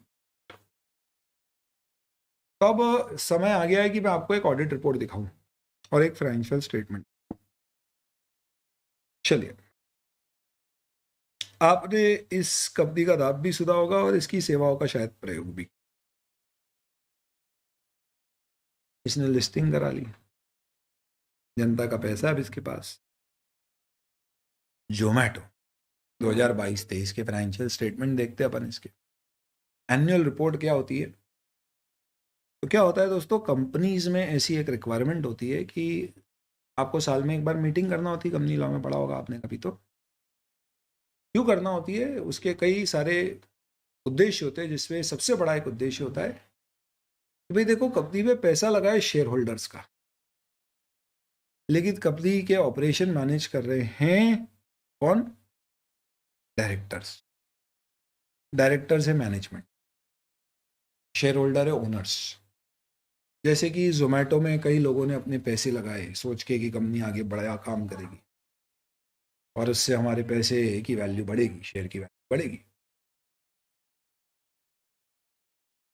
तो ये लोगों ने कामकाज नहीं संभाला, इन्होंने कामकाज दे दिया लोगों को और बोला कि तुम कंपनी चलाओ। और साल में एक बार हमें कृपा करके कंपनी के फाइनेंशियल स्टेटमेंट पूरे बनाना, उसका एक इंडिपेंडेंट सीए एक्सपर्ट आदमी से ऑडिट कराना और हमें वो फाइनेंशियल स्टेटमेंट ऑडिटर की रिपोर्ट के साथ एक बार तो साल में बुलाना एनुअल जनरल मीटिंग में और दिखाना। पहले ही भेज देना हमारे पास एक कॉपी, और इसमें हमें अगर कोई डाउट होंगे तो हम तुमसे सवाल भी पूछ सकते हैं। अब जब मैं फाइनेंशियल स्टेटमेंट भेज रहा हूँ शेयर होल्डर को, उसके साथ मुझे ऑडिट रिपोर्ट भी भेजनी है। तो हम ये भी चाहते हैं कि यार इसके साथ एक थोड़ी सी कमेंट्री, एक थोड़ी सी रिपोर्ट डायरेक्टर की तरफ से भी आ जाए। यानी डायरेक्टर थोड़ा ये भी बता दे कि भाई डायरेक्टर के हिसाब से ये साल कैसा रहा, बिजनेस कैसा रहा, कैसा काम हुआ, तो एक ऊपर डायरेक्टर की रिपोर्ट भी। तो ये 2-3 चीजें प्लस आपको और भी कुछ लगती है काम की चीजें, तो ये सब मिला जुला के एक रिपोर्ट बनती है, एनुअल रिपोर्ट। हमें एनुअल रिपोर्ट नहीं पढ़ना, हमारे सिलेबस में नहीं है। हमें सिर्फ क्या पढ़ना है, ऑडिट रिपोर्ट, जो किस पे बन रही है, फाइनेंशियल स्टेटमेंट। तो मैं आपको वो दिखाऊं। तो हम आ जाते हैं सिर्फ फाइनेंशियल स्टेटमेंट वाले मुद्दे। एडवांस अकाउंट्स में आपने देखा होगा कि अगर आपकी सब्सिडरी या जेवी या एसोसिएट है तो आपको फाइनेंशियल स्टेटमेंट 2 बनाना है। एक खुद के, जिसमें आपने जो सब्सिडरी के शेयर खरीदे उसको सिर्फ इन्वेस्टमेंट इन सब्सिडरी दिखाना है, और एक ग्रुप के कंबाइन करके जिसे कंसोलिडेटेड फाइनेंशियल स्टेटमेंट। आप देखेंगे इनके 2 फाइनेंशियल स्टेटमेंट, दोनों की अलग अलग audit report. Stand alone audit report 252 page पे, stand alone financial statement 264 page. Financial statement तो आप समझते ही हो, बैलेंस शीट। तो ये आपकी स्टैंड अलोन बैलेंस शीट है 31 मार्च 2023 की। और ये जो बैलेंस शीट का फॉर्मेट है, ये आपको, जो आप लोग फॉर्मेट इंटर में देखते हो उससे अलग है। आपके फॉर्मेट में पहले क्या आता है, अपन जो फॉर्मेट बनाते हैं उसमें पहले आता है इक्विटी एंड लायबिलिटी। यहाँ पे पहले एसेट्स आता है, क्योंकि ये लोग इंडेस से बनाते हैं। इंटर में अपन एएस पढ़ते हैं, एएस के और इंडेस के फॉर्मेट अलग अलग है, ठीक है, जो भी है। इन्होंने बताया भाई इन मिलियंस हमने बनाई है बैलेंस शीट, और ये हमारी बैलेंस।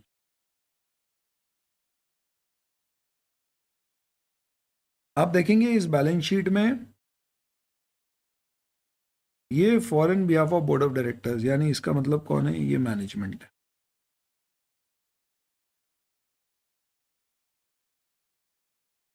मैनेजमेंट में कौन लोग आते हैं, कंपनी का मैनेजिंग डायरेक्टर, तो बोर्ड ऑफ डायरेक्टर इन लोगों ने साइन किए, सीएफओ कंपनी का, कंपनी सेक्रेटरी, इन सब। और आप देखो इसमें ऑडिटर की भी साइन है। As per our report on even date attached, ये ऑडिटर है, डेलॉइट साम सुना होगा आपने, सीए फर्म। इसका फर्म का रजिस्ट्रेशन नंबर सीए फर्म है, ये इसके पार्टनर है जिसने। तो इसका मतलब कि ये बैलेंस शीट का हमने ऑडिट किया है, पर हमारी ऑडिट रिपोर्ट आप देख लीजिए साथ में अटैच की। तो कहाँ है भाई ऑडिट रिपोर्ट, बताइए जरा। हम भी तो देखिए ऑडिटर ने क्या रिपोर्ट बनाई है। अरे आ जाओ, अभी दिखाते थे। तो जोमेटो की ऑडिट रिपोर्ट आपको देखने को मिलेगी, आइए देखो, हेडिंग ही दी हुई है इंडिपेंडेंट ऑडिटर्स रिपोर्ट, क्योंकि हम इंडिपेंडेंट थे, स्वतंत्र थे। और इस रिपोर्ट में हम ओपिनियन देते हैं। ओपिनियन पैराग्राफ में ये एक इंट्रोडक्टरी पैराग्राफ है, ये पूरा तुम्हारे सिलेबस में है। फाइनल में तुम इतना पढ़ लोगे कि ये इतनी बड़ी रिपोर्ट तुम खुद बना पाओगे। ये ऑडिट रिपोर्ट चल रही इतनी बड़ी, सर? हाँ। ये भी चल रही, अभी भी चल रही, हाँ। ये यहाँ खत्म हुई है रिपोर्ट 263 पेज पे, शुरू कहाँ हुई थी देख लो।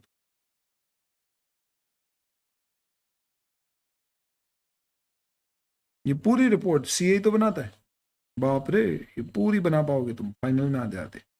इंटर में भी तुम काफी कुछ समझ जाओगे इसका। तो ये तो इंट्रोडक्शन है, शुरू में दिया हुआ है कि भैया इस कंपनी के इस साल के ये फाइनेंशियल स्टेटमेंट मैंने ऑडिट किए। रिपोर्ट में खास तौर पे क्या लिखते हैं, ऐसे शुरुआत ऐसे की जाती है, in our opinion and to the best of our information and explanation given to us. आगे जो बोला है वो ठीक है। क्या लिखा है इन्होंने, the stand alone financial statement give information required by the companies act. तो क्योंकि जोमेटो एक कंपनी है और इसके फाइनेंशियल स्टेटमेंट्स कैसे बनाना है ये 2 जगह बताया गया, एक कंपनीज एक्ट में और एक अकाउंटिंग स्टैंडर्ड इंडेस में। इन्होंने बोला है कि as per companies act in the manner so required and gives a true and fair view in conformity with Indian accounting standards and other accounting principles generally accepted in India. मुद्दे की बात इसमें basically इन्होंने क्या दिया है कि stand alone financial statement, ये एक फ्रेज यूज किया जाता है ऑडिट में, ट्रू एंड फेयर व्यू देते। ये इसने दे दिया, इसका मतलब अब आप समझ जाइए कि जो जोमेटो के फाइनेंशियल स्टेटमेंट है वो ऑडिटर के हिसाब से सही है। इसमें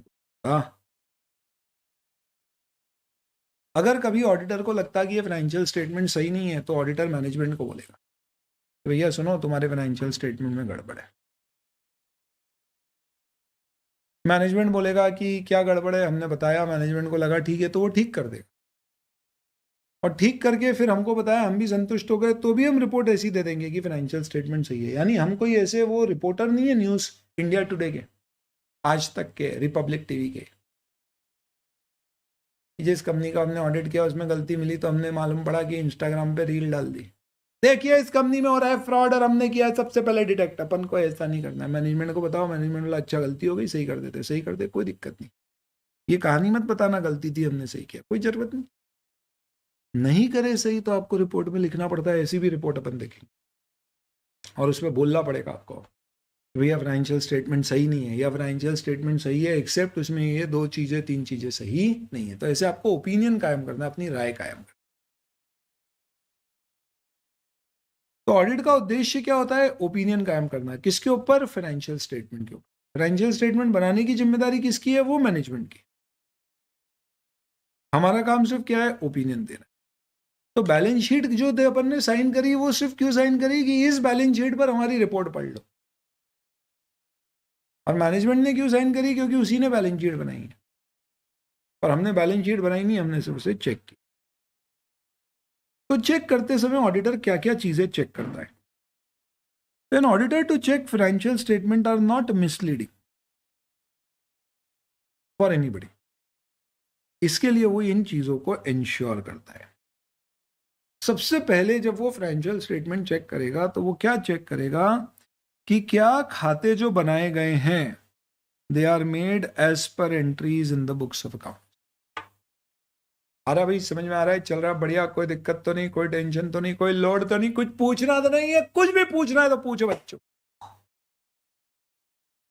तो सबसे पहले हम पूछेंगे कि भैया जो फाइनेंशियल स्टेटमेंट तुमने बनाया वो बुक्स ऑफ अकाउंट्स के अनुसार है या नहीं? क्या मतलब बुक्स ऑफ अकाउंट्स के अनुसार? आ जाओ जोमेटो के फाइनेंशियल स्टेटमेंट खोल डालते हैं। तो मैं आपके सामने, चलो जोमेटो की बात हुई है तो अब अपन ऐसे थोड़ी चर्चा करते हैं, डिस्कशन करते। मैंने जोमेटो का प्रॉफिट एंड लॉस खोल दिया है, आप ऑडिटर हो, जोमेटो ने आपको ये P&L बना के दिया है जिसका अब आप क्या करने वाले हो? ऑडिट करना। सबसे पहले आपने देखा, चलो रेवेन्यू से शुरू करते हैं। आपने देखा 47,000 मिलियंस का रेवेन्यू है, यानी 4,707 करोड़ का रेवेन्यू,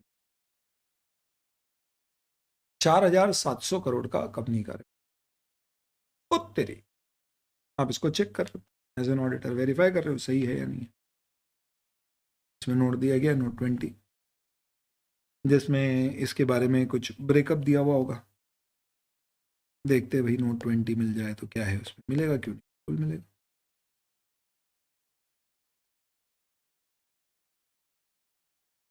ब्रेकअप दिया हुआ होगा और कुछ। तो ये देखिए 4,700 करोड़ का आपका जो रेवेन्यू है, इसका ब्रेकअप है। सर्विस रेवेन्यू 46,000 मिलियन, यानी 4,600। यानी अगर आप देखोगे तो मेजर रेवेन्यू तो हमारा का है सर्विस रेवेन्यू, बाकी सब कुछ खा।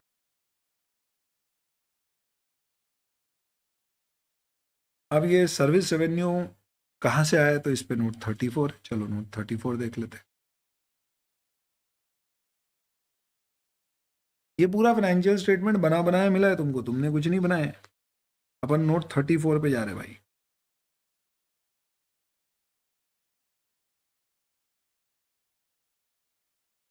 इसमें कुछ रिलेटेड पार्टी डिस्क्लोजर्स दिए गए हैं और इसमें कुछ बताया हुआ है कि भैया ये रेवेन्यू में कुछ रेवेन्यू रिलेटेड पार्टी से रिलेटेड होगा। चलो अभी अपने को पूरा ऑडिट करने नहीं बैठ जाए, गहराई में नहीं। ये देखो इतने पन्ने के रिलेटेड पार्टी डिस्क्लोजर है कि ये रिलेटेड पार्टीज के साथ हमारा ट्रांजैक्शन। तो इसमें सेल्स से रिलेटेड भी इंफॉर्मेशन होगी। अब अपन तो आते रेवेन्यू पे। अब आप बताओ, रेवेन्यू आप चेक करोगे तो अब आपने किस चीज़ पे फोकस करना है? आपका क्या डर है, आपका क्या रिस्क है, आपने क्या चेक करना? What is that?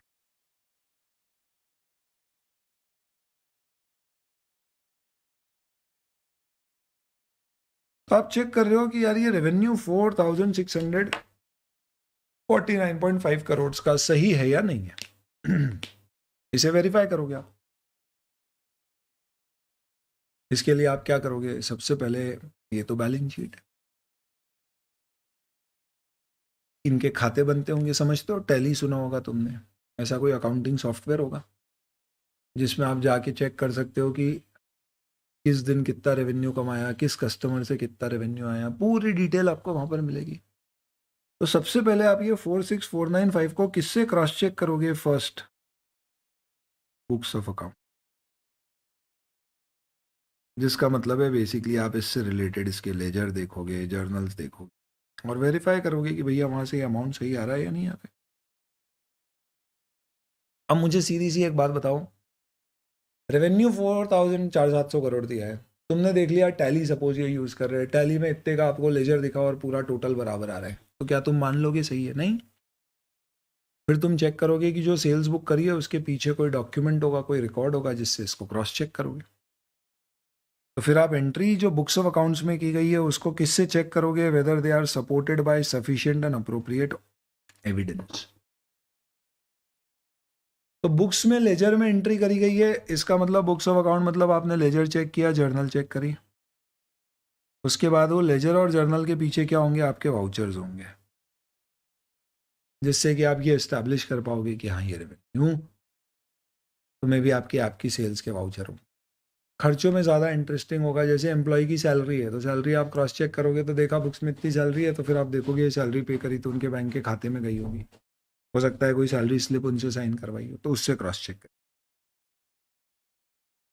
अब इसमें ऐसा भी हो सकता है कि कोई चीज़ ओमिट कर दी गई हो, तो चेक करते समय ख्याल रखना इस चीज़ का कि ऐसा तो नहीं है कि कंपनी ने कोई चीज़ स्किप कर दी, ओमिट कर दी, गायब कर दी। हो सकता है टैक्स बचाने के चक्कर में कुछ रेवेन्यू बुक नहीं किया, हो सकता है 31 मार्च का रेवेन्यू बुक करने से रह गया हो, वो भी चेक करना है आपको।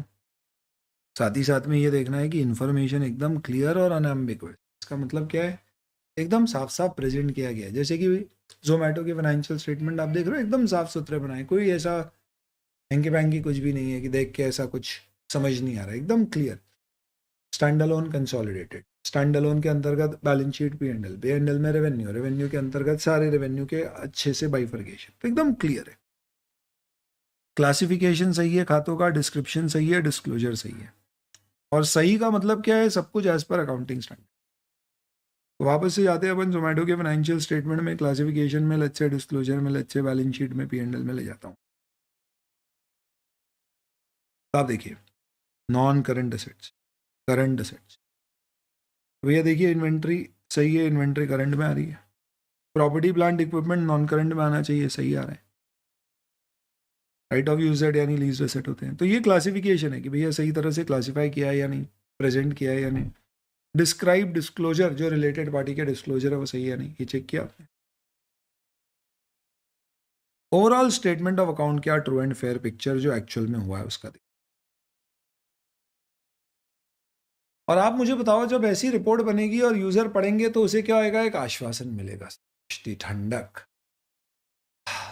चलो मान सकते हैं क्या इन्होंने जो बताया वो सही है, यानी कि जोमेटो के फाइनेंशियल स्टेटमेंट विश्वसनीय। तो एश्योरेंस का मतलब क्या है, कॉन्फिडेंस, विश्वास, किसका, of users of financial state, जो यूजर्स है। तो इनकम टैक्स के पास जाएंगे, बोलेंगे चलो ऑडिट हुआ है मतलब सही, हो सकता है गड़बड़ निकले, अपन उस पर आएंगे अभी आगे। शेयर होल्डर के पास गए, बोले ऑडिट हुआ है तो चलो सही हो। इससे यूजर का कॉन्फिडेंस बढ़ता, फाइनेंशियल स्टेटमेंट की क्रेडिबिलिटी बढ़ती।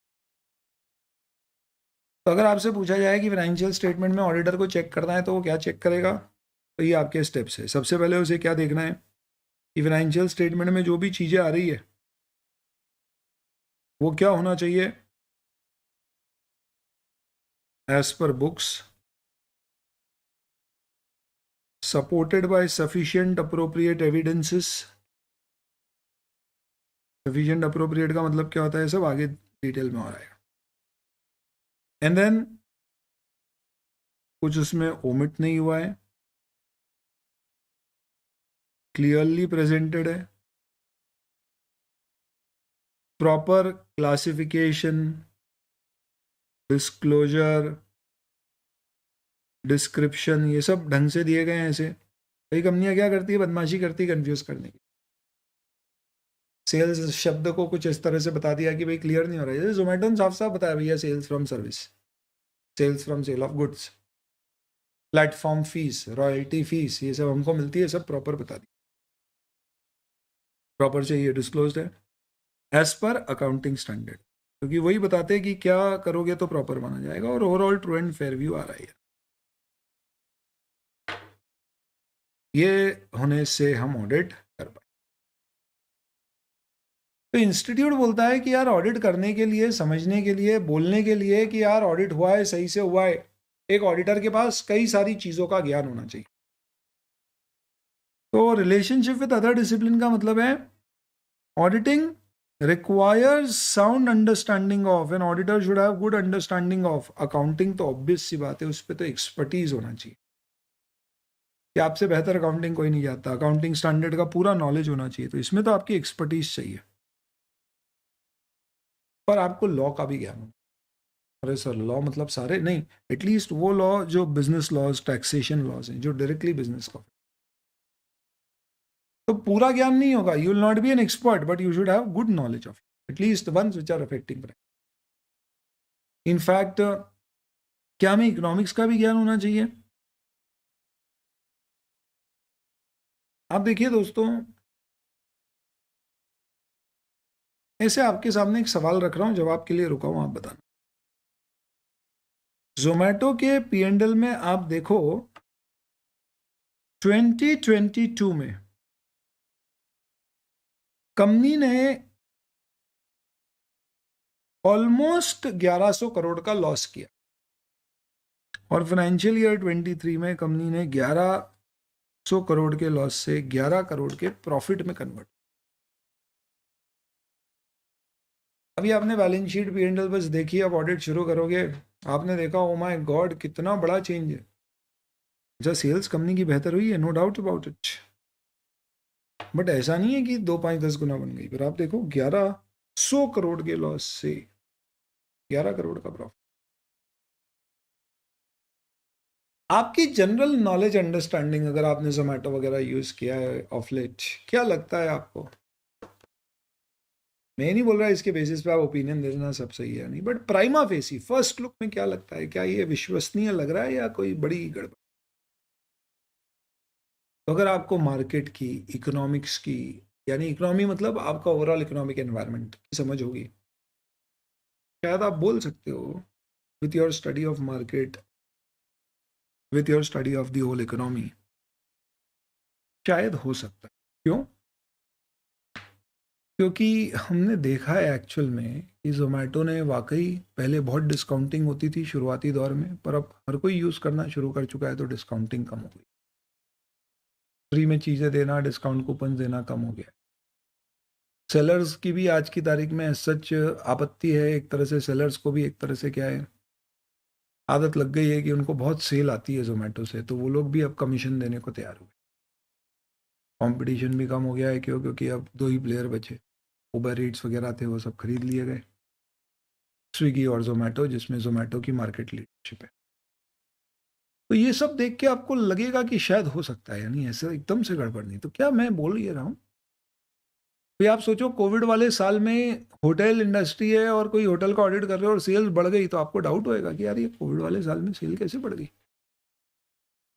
इसलिए कहा गया है कि आपको इकोनॉमिक्स का भी नॉलेज होना चाहिए, जिस एनवायरनमेंट में बिजनेस ऑपरेट कर रहा है उस एनवायरनमेंट का नॉलेज, इस इकोनॉमिक्स का। आपको बिहेवियरल साइंस यानी कि HR भी अच्छा होना चाहिए, ह्यूमन से डील करने की आपकी एक तरीके होना चाहिए, क्योंकि ऑडिटर को आए दिन मैनेजमेंट से इंक्वायरी करना होगी, डेटा मांगना पड़ेगा। तो अगर आपकी अच्छी इंटरपर्सनल बिहेवियरल स्किल्स नहीं है, लोगों से बात करने की अगर आपकी कला नहीं है, तो आपको डेटा नहीं मिलेगा, आप ढंग से काम नहीं कर पाओगे। तो अच्छे ऑडिटर बनने के लिए HR भी सीखो, आपके पास अच्छा स्टैटिस्टिक्स और मैथमेटिक्स का नॉलेज। स्टैटिस्टिक्स का प्रयोग एनालिसिस में आता है। आप सोचो दोस्तों, बड़ी बड़ी कंपनियों में, अब रिलायंस जैसी कंपनी है जहाँ पे रोज के लाखों करोड़ों ट्रांजैक्शन होते होंगे, ऑडिट करने के लिए क्या करते हो आप ट्रेंड्स पढ़ते हो यार, देखते हैं अपन की सेल्स कैसी जा रही है, एक्सपेंस कैसे हो रहे हैं, उससे आइडेंटिफाई करते हो कि यहाँ चेक करता हूँ, क्योंकि 100% तो चेक होगा ही नहीं, यहाँ चेक करूंगा तो गड़बड़। ये आप कब कर पाओगे? जब आपके पास स्टैटिस्टिक्स का अच्छा ज्ञान है, तो आप अच्छी सैम्पलिंग कर पाओगे। तो स्टैटिस्टिक्स बहुत जगह आपको सैम्पलिंग में मदद करे। मैथमेटिक्स आपको किस में मदद करेगा? कई जगह इन्वेंट्री चेक वगैरह मैथ्स लगता है, जिन लोगों ने 11वीं 12वीं में मैथ्स पढ़ा हो। मेंसुरेशन वगैरह अगर आपने पढ़ा हो तो क्या होता है दोस्तों, जैसे आपको जब कोई, अभी सोचो आप ऑडिट कर रहे हो एक पेट्रोल पंप, 31 मार्च पे उसने अपनी इन्वेंट्री में दिखा रखा है कि भैया मेरी 50 लाख की इन्वेंट्री। हमने पूछा है 50 लाख की इन्वेंट्री क्या है, तो उसने कहा 50,000 लीटर हमारे यहाँ पर पेट्रोल रखा हुआ था, 100 रुपये के हिसाब से 50 लाख। मैं 31 मार्च को ही वो स्टॉक वेरीफाई करने गया, मैंने बोला कहाँ है तुम्हारे पेट्रोल पंप में, तो कहीं पेट्रोल दिख ही नहीं रहा है। मैंने बोला वो मालिक अंदर अंडरग्राउंड टैंक है उसमें। तो जब उस टैंक में तुम पेट्रोल वेरीफाई करते हो तो कैसे करते हो पता है? तो आप टैंक का साइज निकलवा लीजिए, क्या डेप्थ है, क्या विड्थ है, क्यूबॉइड है ये एक, और आप क्यूबॉइड से उसका वॉल्यूम निकाल सकते हो। एक डिप टेस्ट करो, देखो कहाँ तक की हाइट है, उससे आप निकाल लो इतना क्यूबिक फिट ऑफ पेट्रोल है। एक cubic feet is equal to this much litre, इसका मतलब टोटल इतना लीटर होगा। ऐसे कैलकुलेशन करके आप क्या कर सकते हो, स्टॉक वेरिफिकेशन। तो आपको मैथ्स की, फाइनेंशियल मैनेजमेंट की जरूरत आपको क्यों पड़ेगी? Working capital management, fund flow management, ratio analysis, capital budgeting, इन सब का प्लस स्टॉक मार्केट का अगर आपको नॉलेज होगा तो आपको ऑडिट में सहायता मिलेगी। आप समझते हो कि भैया कंपनी की करंट एसेट से ज़्यादा करंट लाइबिलिटी है तो क्या नुकसान हो सकता है, कंपनी की डेट बहुत ज़्यादा है, इंटरेस्ट कवरेज रेशियो बहुत कम है, इससे कहाँ रिस्क आ सकते हैं, तो आप बेहतर ऑडिट। मैथ्स का ज्ञान होना चाहिए। डेटा प्रोसेसिंग यानी आईटी, आज की तारीख में आप सोचो अगर आप आईटी नहीं समझते हो तो ऑडिट करने में बहुत दिक्कत होगी। क्यों? क्योंकि अब वो वैसे बही खाते नहीं बचे कि हर चीज़ के वाउचर है, सब ऑनलाइन है। इसलिए आपको EDP, electronic data processing system कैसे होते हैं, इनका नॉलेज होना चाहिए। प्रोडक्शन वगैरह का अगर आपको नॉलेज होगा, cost system, marketing, in fact not just production, all business functions, production etcetera होना चाहिए। तो इससे क्या होगा, आप और अच्छे से बिजनेस को समझ पाओगे। जैसे कि अगर आपको प्रोडक्शन का नॉलेज है ना, एक सिंपल एग्जांपल लेता हूँ। एक्सपीरियंस्ड ऑडिटर क्या करते हैं, ऐसे चीज़ें पता कर लेते हैं कहाँ गड़बड़ है। मैं कार मैन्युफैक्चरिंग कंपनी का ऑडिट करने गया और मैंने क्या किया, उसमें कार उसने जितनी बनाई ये सब अच्छे से डिटेल में पूरी चेक करी, खर्चे, सेल्स, ये वो पूरी संतुष्ट हूँ मैं, बढ़िया हो गया चेक। फिर मैं खर्चों पे चेक करने आया, सेल्स हो गई चेक। तो सबसे पहले सबसे बड़ा खर्चा आया टायर परचेज का, वन ऑफ द बड़ा खर्चा। तो टायर परचेज के लिए मैंने पता किया भैया कहाँ से टायर है, तो उन्होंने बोला भैया हमारा अग्रीमेंट है ब्रिजस्टोन के साथ, और ये अग्रीमेंट हर साल रिन्यू होता है और एक फिक्स प्राइस होती है। तो इस साल पूरे साल उनको टायर हमें फिक्स 1200 रुपये पर टायर में सप्लाई करने थे। बोला बहुत बढ़िया। इस साल कितनी कार मैन्युफैक्चर हुई है, मैंने निकाला, इंटू 5 किया, इतने टायर मेरे यूज़ होना चाहिए। उसमें ओपनिंग क्लोजिंग स्टॉक का एडजस्टमेंट किया, टोटल टायर्स परचेज आना चाहिए थे, इंटू 1200 किया, परचेज मैच होना चाहिए थी, नहीं हुई, मतलब कुछ गड़बड़ है। तो मैं ये क्यों कर पाया? क्योंकि मुझे इनपुट आउटपुट रेशियो समझ में आता है। ये तो कॉमन सेंस है। और अगर आप इनपुट आउटपुट रेशियो इस तरह से अच्छे से समझोगे तो आप सोचो क्रूड ऑयल से डीजल पेट्रोल बन रहा है, तो आप एक चीज़ वेरीफाई कर ली तो दूसरी बहुत आसानी से कर पाओ। तो इसे कहते हैं relationship of auditing with other discipline. अब मैं आपको एक बात बताता हूँ, ये वो थ्योरी चीज़ है जो बच्चे नॉर्मली छोड़ ही देते हैं। अरे थ्योरी है, क्या पढ़ेंगे, कैसे याद रहेगा? नहीं, एग्जाम्पल से सब रहेगा। आपको लगे तो जो मैं एग्जाम्पल बोल रहा हूँ साइड साइड में नोट कर लेना, एटलीस्ट जहाँ पे मैं इंपॉर्टेंट मार्क कराऊंगा ना उनमें तो आप एग्जाम्पल नोट ही कर लेना। तो इसलिए मैंने आपको क्या बोला, जैसे डेटा प्रोसेसिंग, तो आप क्या करोगे, अमेजोन का अगर ऑडिट करोगे तो आपको ऑब्वियस सी बात है कि ऑनलाइन सेल्स का पूरा समझ होना चाहिए कैसे होती है। प्रोडक्शन का आप ऑडिट कर रहे हो तो लेट्स से फॉर एग्जांपल आप को अगर अच्छा नॉलेज हुआ प्रोडक्शन का तो ऑयल टू पेट्रोल डीजल का आप वेरिफिकेशन कर सकते हो, इनपुट आउटपुट रेशियो का नॉलेज। मैथ्स मैंने आपको बताया पेट्रोल के स्टॉक को वेरीफाई करने के लिए। फाइनेंशियल मैनेजमेंट आपका करंट एसेट करंट लाइबिलिटी की पोजीशन वगैरह। स्टैटिस्टिक्स आपको सैम्पलिंग में काम आएगा। बिहेवियरल साइंस आपको क्लाइंट से डेटा मांगने के, ये लिखा हुआ है आगे। होता है ना हमारे ऑफिस में कई ऐसे टेक्टफुल लोग होते, ये बोलता है अच्छा तेरे को क्लाइंट मैनेजमेंट डेटा नहीं दे रहा, रुक उसको भेजते हैं। अरे बिट्टू सुन जरा, देख के आ यार ये प्रॉब्लम कर रहा है। और बिट्टू ऐसा है वो किसी को भी पटा लेता है मैनेजमेंट में, गलत नहीं ऐसे। तो ये एग्जाम्पल्स नोट, ये एग्जाम्पल्स और ऐसे पढ़ने से क्या है, आपको थ्योरी भी आपको ऐसी नहीं लगेगी थ्योरी है, आप बोलोगे हाँ रिलेट हो रहा है। क्वेश्चन आएगा इसमें तो क्या आएगा, an auditor needs to have understanding of various disciplines, mention any such 3 disciplines and why is it required. तो आपको इनमें से कोई भी 3 डिसिप्लिन लिखना है और उसके ऊपर क्यों रिक्वायर्ड, क्योंकि 3 से 4 मार्क के ही क्वेश्चन आते हैं। हम नए पेपर पैटर्न में कुछ चेंज करते तो अलग बात है, बट अदरवाइज अभी तक इंस्टीट्यूट सिर्फ 4 मार्क्स से ज़्यादा बड़ा कोई क्वेश्चन नहीं पूछता, उसमें इतने सारे नहीं पूछे। तो ये आपका रिलेशनशिप विद अदर।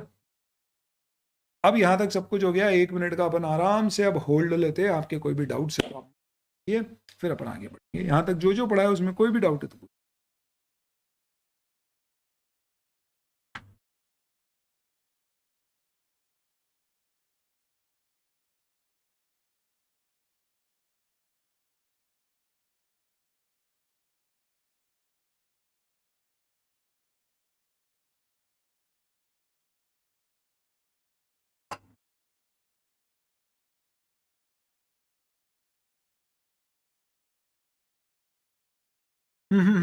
बुक में जो रेड पेन से मार्क कर रहे हो इंपॉर्टेंट है, अंडरलाइन करना नहीं। इंपॉर्टेंट जब होगा मैं स्टार मार्क करूँ, इंपॉर्टेंट जो होगा उस पर स्टार दूंगा। जो तुम्हें इंपॉर्टेंट लगे तुम उस पर स्टार लगा। तुम्हें कब कोई चीज़ इंपॉर्टेंट लगेगी, जब तुमको समझ में नहीं आई, एक बार में नहीं आ रही है, या तुमको लग रहा है डिफिकल्ट है, वापस देख। तो जहां पे 1 स्टार लगा है इसका मतलब वो इंपॉर्टेंट है, 2 स्टार लगा है मतलब बहुत इंपॉर्टेंट। 2 कब लगेगा, जब मैंने भी इंपॉर्टेंट मार्क किया और तुमको भी डिफिकल्ट लगा। तुम चाहो तो अलग अलग कलर पेन यूज कर लो, पर वो इतना ध्यान नहीं रहता है आखिरी तक। मैं इंपॉर्टेंट मार्क कराऊंगा रेड कलर से, तुमको लगता है तुम्हारा तो तुम ग्रीन से कर लेना, ठीक है। तो रेड इज नॉट इंपॉर्टेंट, ये सिर्फ डिस्कशन के लिए मैंने रेफरेंस। अच्छा, ये पूरी मार्किंग वाली किताब भी आपके साथ में शेयर कर दूंगा, फास्ट के ऐप पे आपको दिख जाए। इनिशियल की तो मैं पीडीएफ ओपन दे दूंगा, आप डाउनलोड कर लेना, और बाद वाली आपको ऐप पे दिखेगी, आप वहां से कभी भी नोट करना चाहो कर सकते हो, और आपके एग्जाम तक ये रहेगी। चलो अब आते हैं ऑब्जेक्टिव्स ऑफ ऑडिट। अभी अपन ने जो पढ़ा हुआ था मीनिंग और definition of audit, relationship with other disciplines.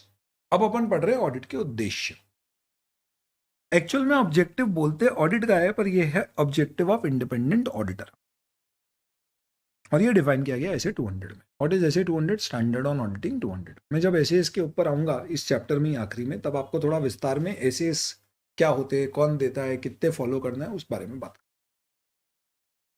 अभी पहले ये ऑब्जेक्टिव पढ़ते हैं। इसमें कुछ बहुत इंपॉर्टेंट टर्म्स आपके सामने आएगी जो बहुत अच्छे से समझना आपने। Overall objectives of the independent auditor and conduct of audit in accordance with standards on auditing. ये इस ऐसे 200 का नाम है। इतना बड़ा नाम, हाँ एग्जाम में लिखना है, लिख देना, याद आए तो आ जाएगा। अभी करा देता हूँ, कुछ भी नहीं है, 2 चीजें। एक overall objectives of independent auditor, auditor के objective, overall objectives of independent auditor, और दूसरा conduct of audit as per एसिस, भैया ऑडिट करो तो as per standards on auditing करना। आईसीआई बोलता है तुम स्टैंडर्ड ऑन ऑडिटिंग के हिसाब से ऑडिट करते हो तो तुमने सब सही कर दिया। तुमको जितने भी सवाल आएंगे ना, उन सबके जवाब तुमको स्टैंडर्ड में मिल जाएंगे। ये कैसे ऑडिट करना है नहीं करना है, सब। तो इसका सबसे पहला स्टैंडर्ड है SA 200, standard on auditing number 200। शुरू ही 200 से होता है। और उसके पहले स्टैंडर्ड में बताया गया है कि ऑडिट का उद्देश्य क्या है। तो ये बोलते हैं ऑडिटर का उद्देश्य क्या है। कौन सा ऑडिटर? Independent auditor. क्या उद्देश्य? ऑडिटर, इंडिपेंडेंट ऑडिटर का उद्देश्य है कि In conduct of audit of financial statement or in conducting audit of financial statement, the objective of auditor are, सबसे पहला उद्देश्य है उसका to obtain reasonable assurance. अब ये रीजनेबल एश्योरेंस बड़ा ही इंपॉर्टेंट टर्म है, यहां पे डिफाइन भी किया है, चिंता की कोई बात अपन समझ पाए. मुझे एक बात बताओ दोस्त, एक जज कब जजमेंट देगा? जब वो खुद आश्वस्त है कि उसके सामने जो दलीलें, जो दस्तावेज, जो एविडेंस पेश किए हैं, उसके बेसिस पे अब वो इस पोजीशन पे आ चुका है कि अब वो कंक्लूड कर सकता है हाँ ये दोषी है, नहीं इसे दोषी करार ना. तो अल्टीमेटली जज को आश्वस्त होना है अपना ओपिनियन देने से पहले, इसी तरह से ऑडिटर को आश्वस्त होना है औरों को आश्वस्त करने से पहले. वाह वाह वाह, क्या बात है. Only if you are happy, you can make others feel happy. Only if you are assured, you can give assurance to others. तो ऑडिटर पहले रीजनेबल एश्योरेंस ऑब्टेन करेगा, यानी वो खुद आश्वस्त होगा. किस बारे में? ऑडिटर को क्या आश्वस्त होना है कि भैया फाइनेंशियल स्टेटमेंट में कुछ गड़बड़.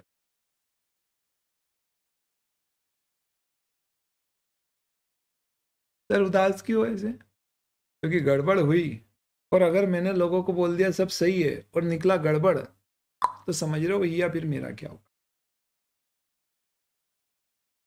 क्या होगा? अरे बैन कर देंगे, तुम बैन कर देंगे मतलब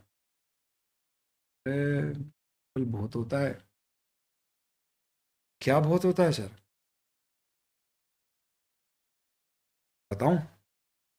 अच्छा, तुम्हारी इच्छा हो तो एक बॉडी है, इसके बारे में बात करेंगे, नफरा, नेशनल फाइनेंशियल रिपोर्टिंग अथॉरिटी. इसके ऑर्डर्स बताता हूँ.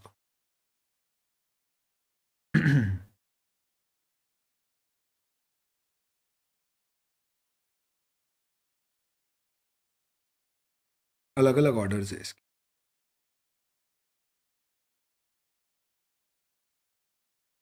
जैसे कैफे कॉफी डे सुना होगा आपने, जान पहचान वाली कंपनियों के नाम, उसके ऑडिटर के ऊपर पेनल्टी लगा दी. क्या बात कर, क्यों? इन्होंने कहा कि ऑडिटर ने बिना आश्वासन प्राप्त किए आश्वस्त कर दिया लोगों को. हैं क्या है समझिए.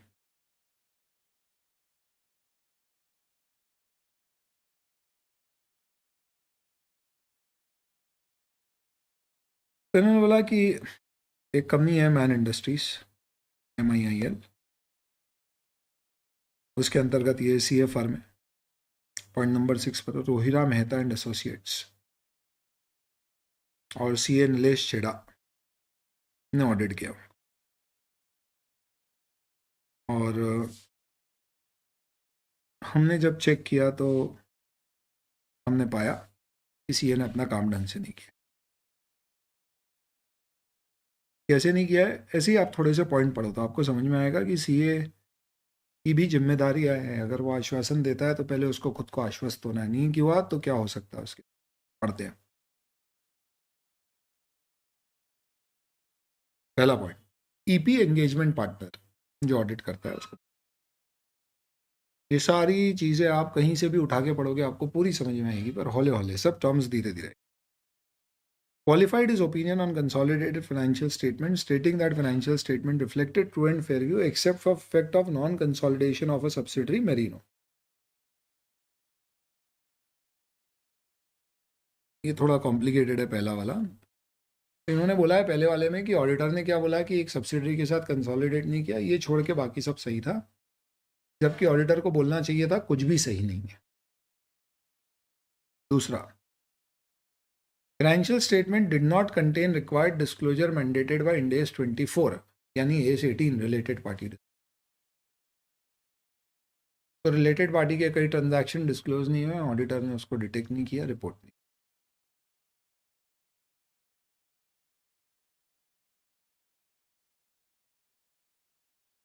देन ई पॉइंट पढ़ो, आपको जो समझ में आएंगे अभी वो पढ़ो। Engagement partner fail to demonstrate sufficiency and appropriateness of audit work. ये फ्रेज बहुत बार आएगा, सफिशिएंट अप्रोप्रिएट। देखेंगे एंगेजमेंट पार्टनर यानी वो जो ऑडिट कर रहा था सीए, वो ये बता नहीं पाया, डेमोन्स्ट्रेट नहीं कर पाया। तो जब उसके अगेंस्ट इंक्वायरी बैठी और नेशनल फाइनेंशियल रिपोर्टिंग अथॉरिटी ने उससे सवाल पूछे, क्या अथॉरिटी है सब, कि भैया तूने इस कंपनी में ये चीज़ क्यों नहीं बताई लोगों को कि इस कंपनी में ये गड़बड़ है। तो उसने बताया मैंने ये चेक किया, मुझे गड़बड़ नहीं मिली ऐसा। तो उसने बोला है कि he failed to demonstrate sufficient and appropriateness of audit work in virtually every critical building block of audit of financial statement. Audit strategy, audit planning, analytical procedures, materiality, risk identification, understanding of entity. यानी उसने पूरे audit में ये जो चीज़ें करना होती है ये कुछ ढंग से नहीं किया। इस कारण से हम नीलेश चेड़ा के ऊपर 5 लाख रुपए की पेनल्टी लगा रहे हैं और 5 साल तक उसके ऊपर प्रतिबंध लगा रहे हैं कि वो किसी कंपनी का ऑडिट, और फिर आगे में पूरी डिटेल। मतलब समझो आप, ऑडिटर ऐसा नहीं है कि मैंने अपॉइंट किया या आपने मुझे ऑडिटर अपॉइंट किया और मैंने बोला अच्छा चलो ये रिपोर्ट साइन करके दे दी। भैया वो मुझे चेक करना है हर चीज़ के ऊपर, नहीं तो मेरे ऊपर तलवार लटक जाएगी। तो मुझे क्या चाहिए, सबसे पहले रीजनेबल एश्योरेंस। क्या, कि financial statement as a whole overall basis पे are free from material misstatement. देखो एक चीज़ समझो, जोमेटो जैसी कंपनी में भी अगर आपने कोई गलती मिली आपको 5,000 रुपए की, तो आप उसे कोई नहीं ध्यान देने वाले। क्यों? क्योंकि आप समझो 11 करोड़ की कंपनी का प्रॉफिट है, 4,000 करोड़ का टर्नओवर है। ऐसी कंपनी में 5 लाख रुपए मटेरियल नहीं होते, अगर इग्नोर करो। अब मटीरियलिटी क्या होती है ये भी पढ़ेंगे, सब समझाएंगे आपको। तो सिर्फ मटीरियल चीज़ों पे कोई गड़बड़ नहीं होना चाहिए। मिसस्टेटमेंट यानी गड़बड़। What is misstatement? Incorrect adequate statement in financial statement, यानी फाइनेंशियल स्टेटमेंट में कुछ गड़बड़ है। ये गड़बड़, फ्रॉड, एरर किसी भी कारण से हो सकती है। तो हमें क्या चाहिए, we want to obtain reasonable assurance, ताकि हम ओपिनियन दे सके फाइनेंशियल स्टेट। और क्या ओपिनियन देना हमें, कि भैया financial statement as per companies act, accounting standard, generally accepted accounting principles बने।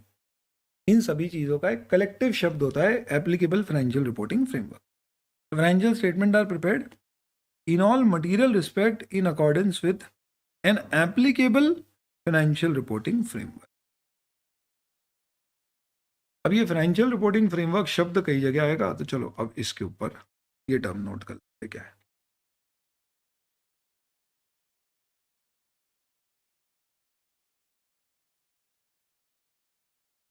एप्लीकेबल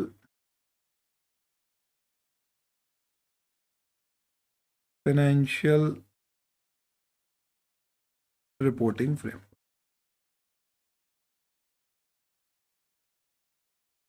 मीनिंग क्या है इसका? फाइनेंशियल स्टेटमेंट्स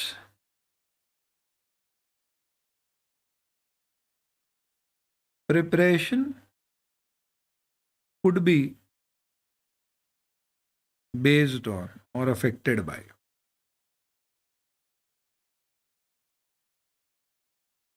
अकाउंटिंग स्टैंडर्ड और इंडेस जो भी आप पे लगते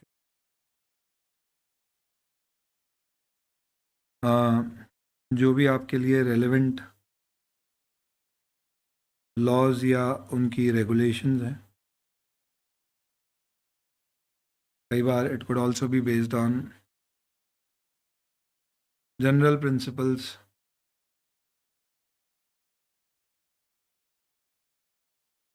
जब किसी चीज़ पे अकाउंटिंग स्टैंडर्ड नहीं है या लॉ में कुछ नहीं बोला है, तो आप general accepted principles of accounting use करोगे।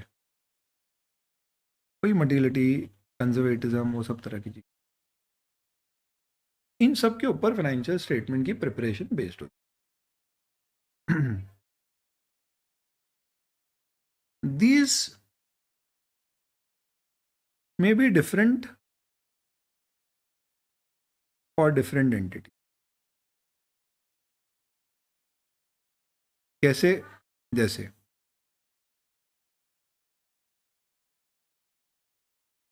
for a bank, accounting would be affected by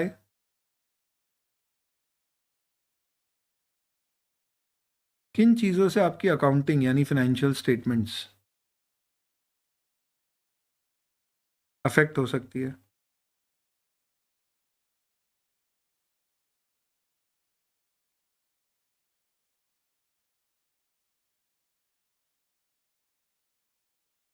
क्या चीज़ें हैं जो आपके फाइनेंशियल स्टेटमेंट्स को अफेक्ट कर सकती हैं?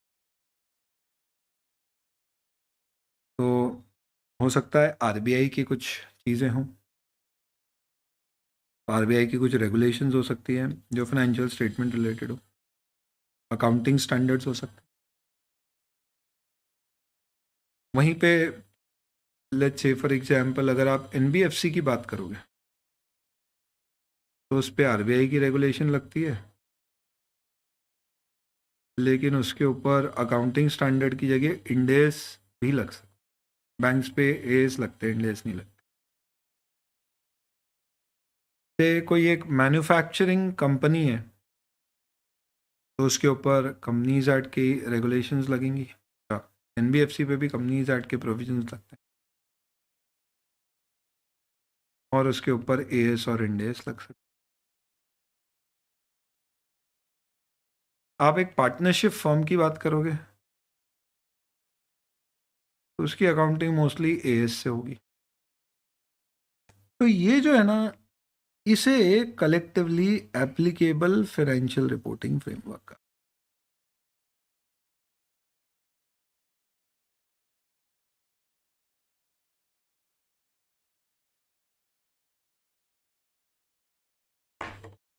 यानी हर वो चीज जिससे आपकी अकाउंटिंग अफेक्ट हो रही है वो सब कलेक्टिवली क्या कहलाएगी? Applicable financial reporting framework.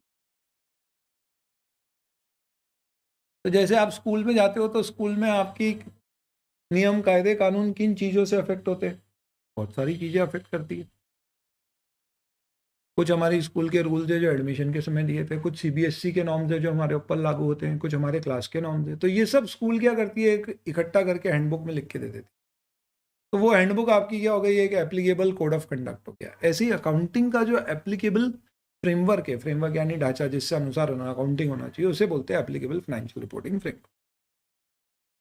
तो अब आप ये लिखने की बजाय कि financial statement should be made as per AS या इंडेस या कंपनीज एक्ट या आरबीआई, आप सिंपल लिख दो they should be made as per applicable financial reporting framework. तो उसका मतलब सब आ गया।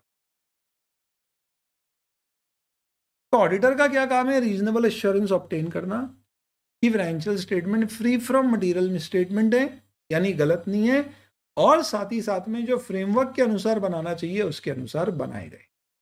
100% नहीं, मटीरियल रिस्पेक्ट में, हर मटीरियल। तो दो चीजें हैं यहां पे समरी में, क्या? They are free from material misstatement plus they are prepared as per applicable financial reporting framework. बस ये दो कीवर्ड्स हैं जो आपको ध्यान रखने बेटा, और कुछ नहीं। इस चीज पे हमें रीजनेबल एश्योरेंस चाहिए। अभी रीजनेबल एश्योरेंस तो बहुत लंबा डिस्कशन बाद में करेंगे, उसको कल देखेंगे। फिर उसके बेसिस पे मैं एक रिपोर्ट बनाऊंगा। तो मेरा उद्देश्य है कि एक बार मैं ऑब्टेन करूंगा रीजनेबल एश्योरेंस, देखूंगा financial statement as per framework है, और फिर रिपोर्ट दे दूंगा। किस पे? Financial statement. पर मेरी जो रिपोर्ट होगी, क्या मैं अपने हिसाब से बना सकता हूं या आईसीआई बताएगा? आईसीआई बताएगा। तो मुझे रिपोर्ट बनाना पड़ेगी as per standards on auditing. और वो रिपोर्ट क्या एक जैसी हर ऑडिटर की होगी या ऑडिटर टू ऑडिटर चेंज होगी? ऑब्वियस सी बात है, वो फाइंडिंग्स के ऊपर डिपेंडेंट होगी। तो इसका मतलब है basically to report on financial statement as per my essays and findings of audit. Logically पढ़ोगे, कीवर्ड से पढ़ोगे, सब याद रहेगा। जो बच्चा बोलता है सर मुझे अगर कभी एग्जाम में क्वेश्चन आ गया reasonable overall objectives of audit, तो क्या ये एज इट इज लिखना है? मैं तुमको बोलूं अगर मैं सामने रख दूं तो भी तुम एज इट इज नहीं लिख पाओगे, वहां पे भी कोई कॉमा मिस्टेक हो जाएगी, द एन की मिस्टेक हो जाएगी। एज इट इज का मतलब सारे कीवर्ड्स आना चाहिए, इंपॉर्टेंट चीज आना चाहिए। तो आप क्या लिखोगे? ओवरऑल ऑब्जेक्टिव इंडिपेंडेंट ऑडिटर का क्या है? To obtain reasonable assurance their financial statement are free from material misstatement and are prepared in all material respect as per applicable financial reporting framework. And to report and communicate in accordance with standards of auditing and findings of auditor on the financial statement. क्या बात कर रहे हो sir? आपको तो ये याद ही होगा, आपको तो ही सब्जेक्ट पढ़ाने, एडवांस और ऑडिट, हमें इतने सारे पढ़ने. अरे बेटा, अपन जिस तरह से पढ़ रहे हैं ना, तुम इसको याद भी रख सकते हो, फाइनल में भी याद रखोगे, और बाद में कभी पढ़ाने की इच्छा हो तो तब भी याद रहे. कृपा करके ऑडिट एडवांस मत पढ़ाना है प्लीज, नो कॉम्पिटिशन. तो बहुत हौले हौले आराम से चल रहे हैं अपन, कोई दिक्कत नहीं है, पर अपनी ग्रिप बनना चाहिए धीरे धीरे. टेक ऑफ बड़ा स्मूथ होना चाहिए बेटा, मस्त टेक ऑफ हो जाए एक बार, अपनी अच्छे से चीजें अपनी ग्रिप में आने लग जाए, समझ में आने लग जाए, रिलेट करने लगे. गारंटी है दोस्तों, और बहुत ज्यादा समय नहीं, 10-15 दिन मैक्सिमम, 10-1 सेशंस के बाद तो तुम खुद उठाना, रिपोर्ट, एनुअल रिपोर्ट्स उठाना, ऑडिट रिपोर्ट उठाना, पढ़ना, और उसमें एक एक टर्म तुमको यूज समझ में आएगी. बुलाना अपने दोस्तों को, बताना, बोले बता इसका, कंपीट कर. सर अपने को नहीं, आप तो बस एग्जाम में बढ़िया मार्क्स दिलवा दो. सब आएगा बेटा, पहले समझ में आएगा, पहले दिल में आएगा, फिर दिमाग में आएगा, तभी तो हो आपके हाथ में. जब इधर और इधर ही नहीं है तो यहाँ कहाँ. चलिए आज के लिए इतना ही. रीजनेबल एश्योरेंस अपना डिस्कशन कल का. ये पीडीएफ मैं आपके साथ टेलीग्राम पे शेयर कर देता हूँ, ये पीडीएफ मैं आपके साथ गूगल ड्राइव पे शेयर कर देता हूँ, वहाँ से डाउनलोड करके रेफर कर सकते हैं. आज का लेक्चर आपको यूट्यूब पर भी अवेलेबल करा दूंगा. फर्स्ट लेक्चर इंट्रोडक्शन, और ये वाला अगर इंट्रोडक्शन मिसिंग है तो वो देख लेना, उसका डिस्क्रिप्शन में लिंक डाल दूंगा, ये वाला देख लीजिएगा. इससे क्या हो जाएगा, basically you will basically have the first few lectures. कल से ऑब्वियसली लेक्चर्स आपके encrypted form. Thank you and let's see you tomorrow.